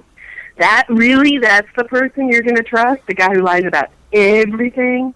About having to watch his back when he's in, like, a solitary cell 24 hours a day because he's afraid of getting shanked when there's nobody else there? Like, he lies about everything. Well, you know what? He and the guy in the cell next to him, they removed a brick between their cells. Did you know the story?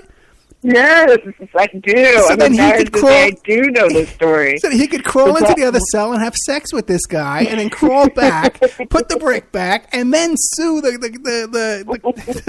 jail for saying they weren't protecting him. The other guy was twice his size; he couldn't fit through that hole.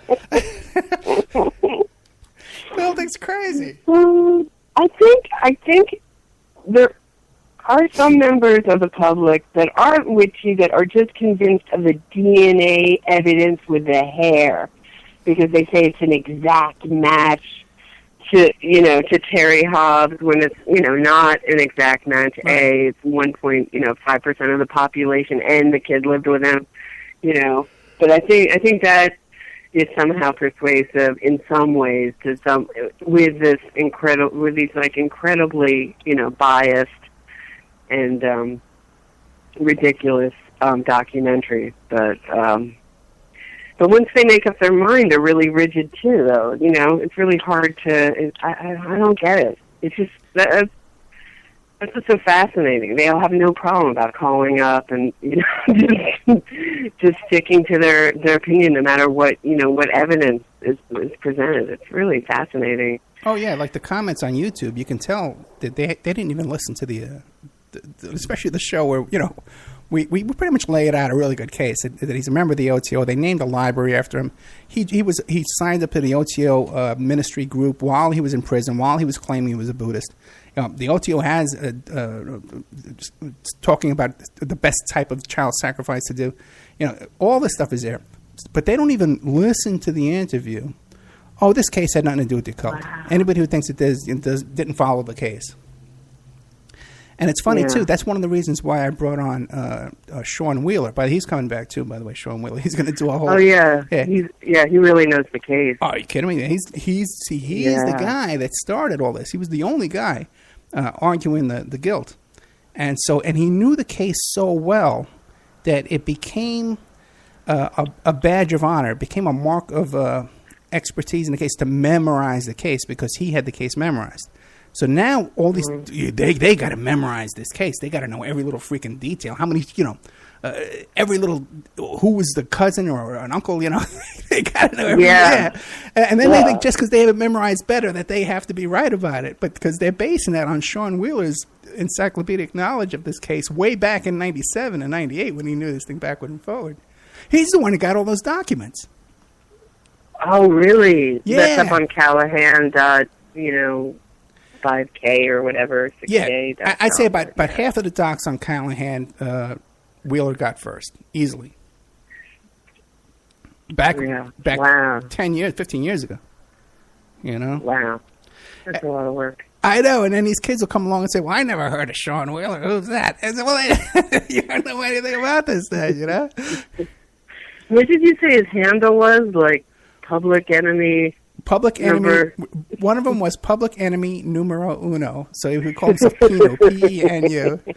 And then another one later on was Necromancer. He was a nut, And he had a whole bunch of blogs and stuff. Yeah. But don't you also notice just with a general, like, that young kids aren't being taught to critically think? So, like, when the Bill Cosby accusations came out, I just caught, like, a little clip of, like, The Talk or one of those woman-y talk shows. And I think something like, maybe it was like 13 or 14 women had all come out with the same exact story about Bill Cosby.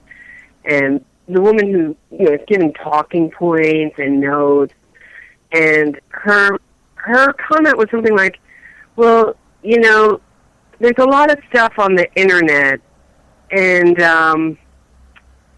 Bill Cosby, I don't even know if I could be as inarticulate as she was.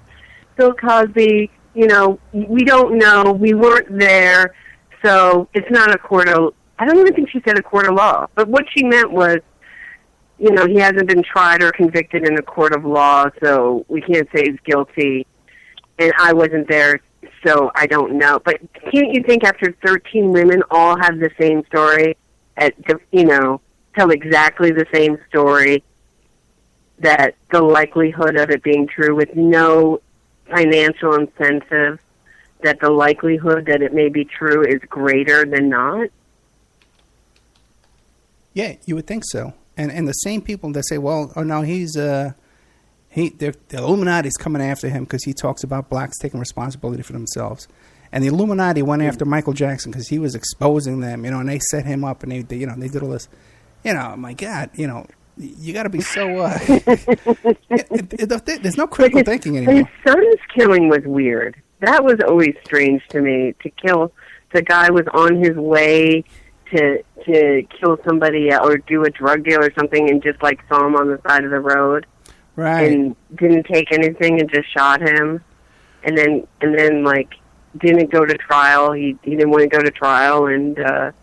Just wanted to close the case and take his lump. And then, that's a very odd thing. I mean, that I think is more. I don't even like the word Illuminati, but you want to talk about some kind of conspiracy. The son's killing is so odd. And then, less than a week later, he has his daughter arrested for claiming that she was extorting him. This love child that he had, for claiming she was extorting him. He has his daughter arrested. And now she's back out. She's back out now. Making saying the same thing that she's his daughter. So she's still saying it. Yeah, and I think he paid money for years to support. He supported her for years. Yeah.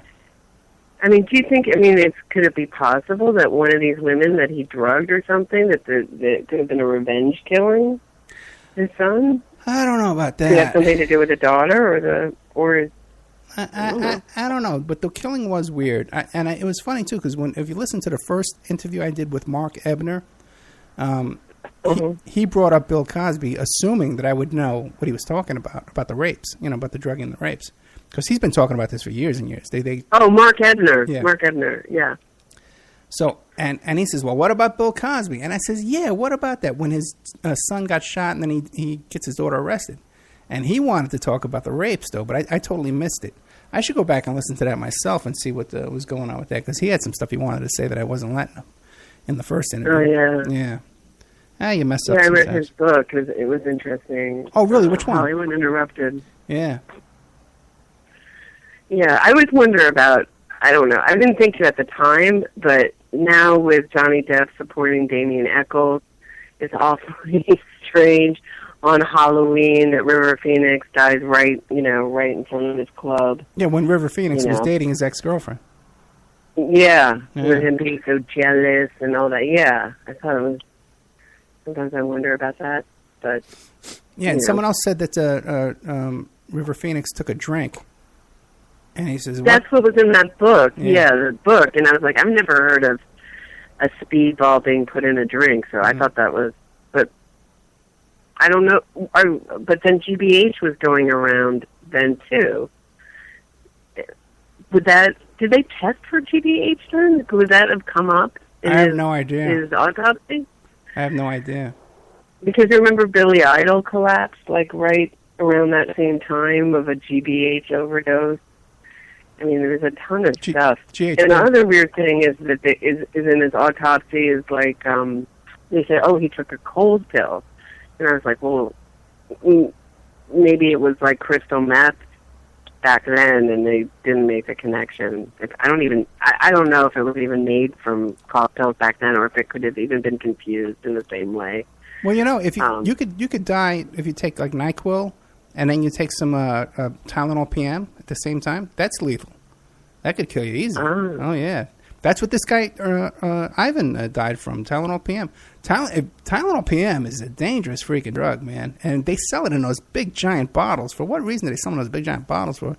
And a friend of mine that worked for 911 dispatch told me, she says, you know what, man, get that stuff out of your house.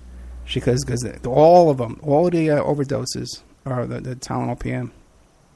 Well, my doctor told me that just Tylenol, all those, just aspirin, ibuprofen are the second most toxic drug, second only to chemotherapy drugs. Oh, really? That's what my doctor told me. That, I'm not saying don't ever take them if you have a headache, but he's just said to be, really... There's a point when I was on a lot of pain, I was taking a lot of aspirin, and he gave me a huge lecture about it because they're so toxic to your liver. Really? I take a lot of ibuprofen. I know Tylenol is bad for your liver, but I take a lot of ibuprofen. That's in there. Yeah. Same thing. Ah, great. All the same.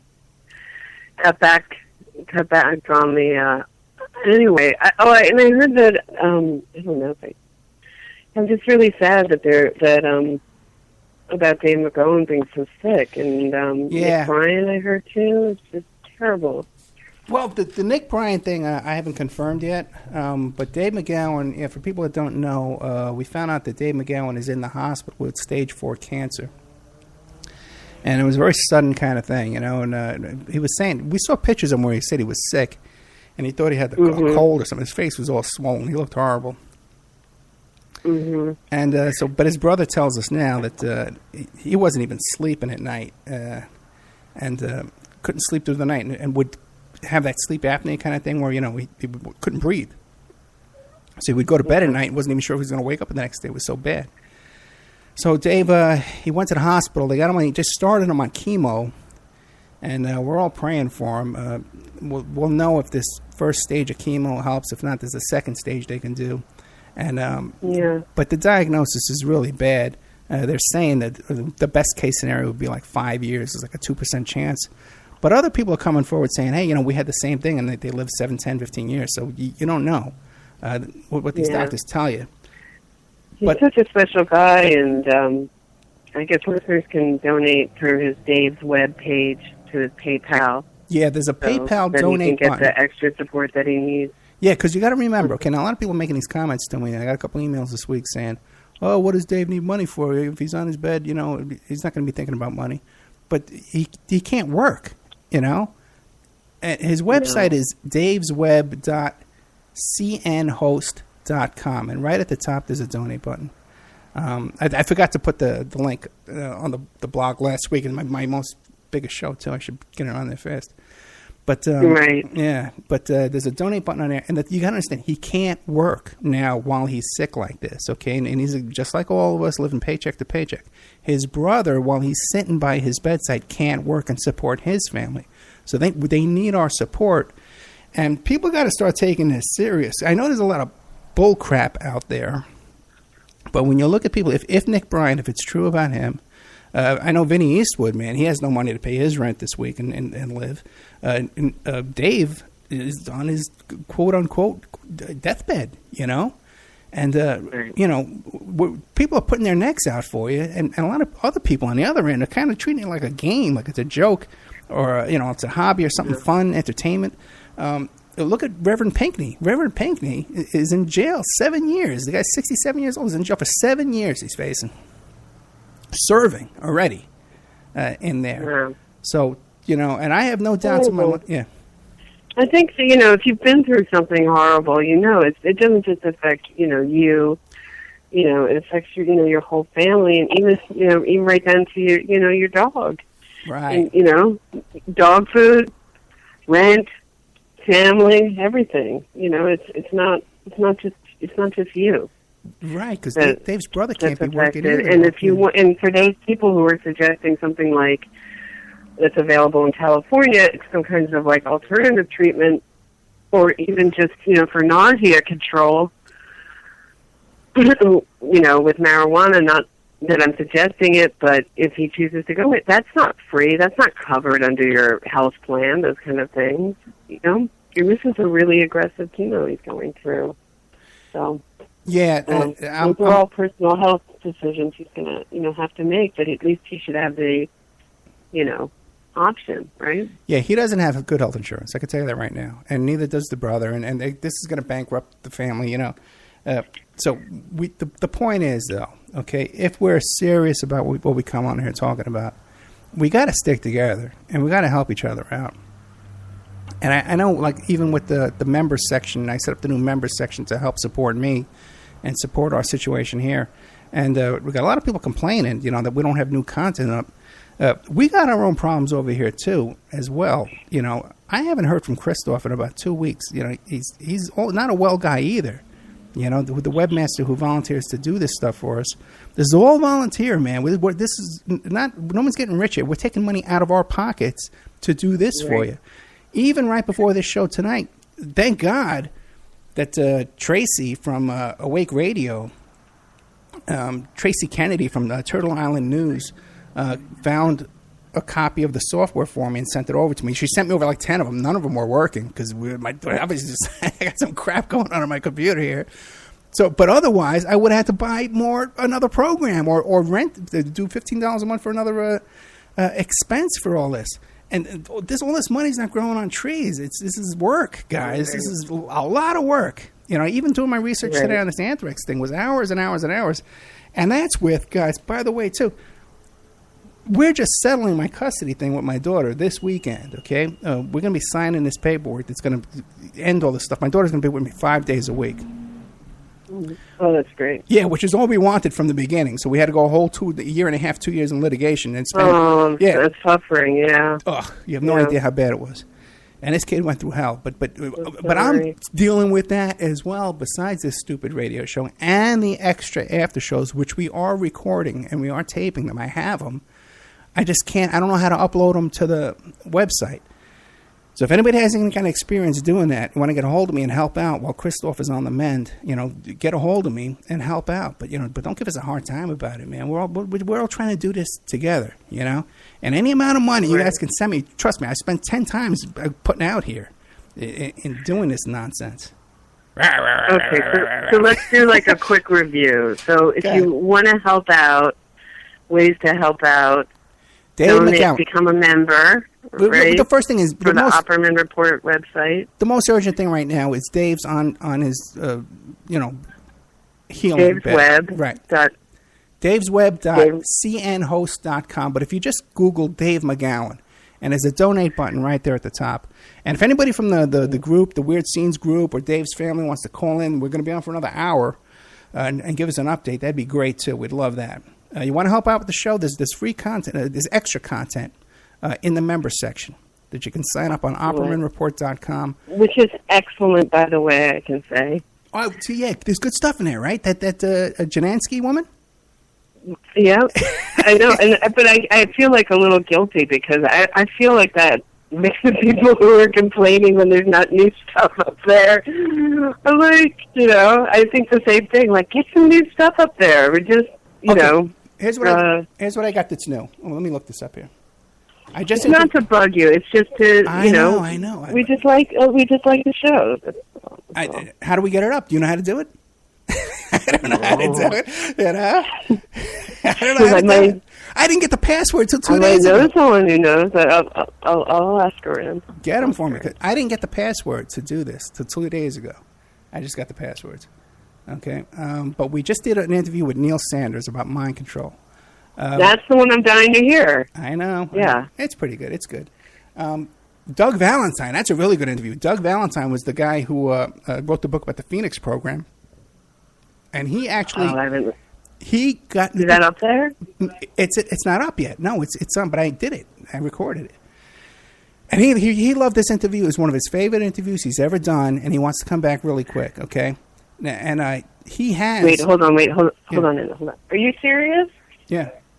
I think my boyfriend can do it. Oh, good. Have him call me tomorrow. Oh, he said don't mention it now. Okay, yeah. but Have him call me tomorrow. You have this number, right? It came up? Yeah. Okay, that's the number. Douglas Valentine wrote the book about the Phoenix program, okay, and about how the CIA was extorting people down in Vietnam, and how it went on to El Salvador and goes on to this day. How these CIA agents went into drug enforcement agents. Okay, he was telling me about how he met Colby and used to visit Colby, and he has all the recordings of all these interviews with these CIA agents and Colby, and he'll make them available to us. Oh, wow. Oh, wow. Yeah, I know. Kathy Scott wrote the book about the Robert Durst murder, okay? Neil Sanders, Mind Control. So we got a lot of great content up there that's about to come up. I'm going to be doing another Marilyn Monroe show, another Paul is Dead show. I got John Draper, the phone freak guy. Yeah, what is that? He was he used to live across the street from Yippie headquarters. And back in the 70s, he came up with a scheme. He found out that if you took the whistle that came inside a box of Captain Crunch as a toy, that you could blow it into the phone and make free phone calls with it. So he went on to do a whole bunch of crazy stuff. Yeah, I know. He's a character. And he got arrested a couple of times for some stuff. But fascinating guy. Wow. Oh, by the way, too, I'm being told by Ann Romney that Dave's website also is called Center for Informed America. America, that's right. Yeah, Center for Informed America. So you can also Google that and find it. But if you Google Dave Ramsey, it comes up right away. Yeah, because when I was growing up, Abby Hoffman's protege lived in my house for like a year. Oh, what was his name? And Abby Hoffman stayed over. Al Giordano, do you know? No, I never heard of him. No, I never met him. Yeah, and Abby Hoffman stayed over for, it was like it was right before, it was like a couple of years before he committed suicide. Oh, really? And okay. He had all that face work from, being on the run. That was so around he looked really different, and he also looked just really, like, I guess my impression as like a 12 or 13-year-old was, when you go up against the government, it takes everything out of you. He was kind of like a shell of a person. Does that make sense? Yeah, no, yeah, and I that's around the same time I met him too. It was right before the suicide, and you're right. He was broken man, and just arguing. Wanted to argue about every little thing. Just unhappy guy. Very unhappy. Yeah, that was the vibe. He was very, very unhappy. But still working too, man. Because when I met him, it was at a meeting of the NYPIRG, the New York Public Interest Research Group, had a fundraiser, and so he came on there and helped out with that and did like an appearance. Okay. Yeah.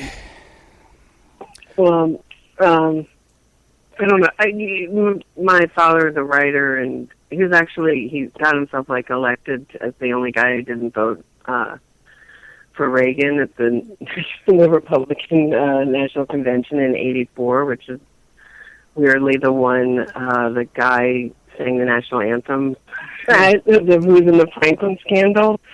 Who am I thinking? Larry King. Yeah, Lawrence King. Lawrence King, but the whole reason what was going on was a big fight against a pumping station, pumping water to cool a nuclear power plant, and the whole town area was against it, and they were fighting Philadelphia Electric Company for years, and my mother was arrested multiple times, and it was just a big, big fight, and that's what he was brought in as to kind of rally the troops. So. Okay, listen, we're gonna take a break. Okay, then we have another hour to go. We're going to be dropping PSN and dropping Talk Superstation. So, guys, thank you so much. Thank you, Angel, and thank you, Diamond Joe, for putting us on tonight. And next week we have John Potash coming on. But if you want to, we'll take a little 5-minute break. And if anybody wants to call in, 702-605-4894, 702-605-4894. Might have my daughter call in, talk about our litigation ending. That might be fun. And she has a dress for the graduation coming up. Fantastic. Okay, so let me play a little Thanks so commercial. much. It was fun. I forgot we were on the radio. Yeah, I know that happens, right? I never forget that because I got headphones. Wait, call my boyfriend Tom about the uploading. I will. Okay. Okay. But all right. Bye. okay. All right. Good night. You can call back if you want. All right. So we're going to say goodbye to PSN and Talk Superstation. Good night, guys. We love you. Shutting off the radio one. We're still on Awake Radio, and we're going to. Make sure we're still on Awake here. I shut off the right one. Yes, we are. Okay, we're still live on awakeradio.us.uk. We're still live on TalkStream on Spreaker. So what we'll do now is we'll take a little commercial break, and we'll be right back after these messages. Okay, let's see if I can play the messages.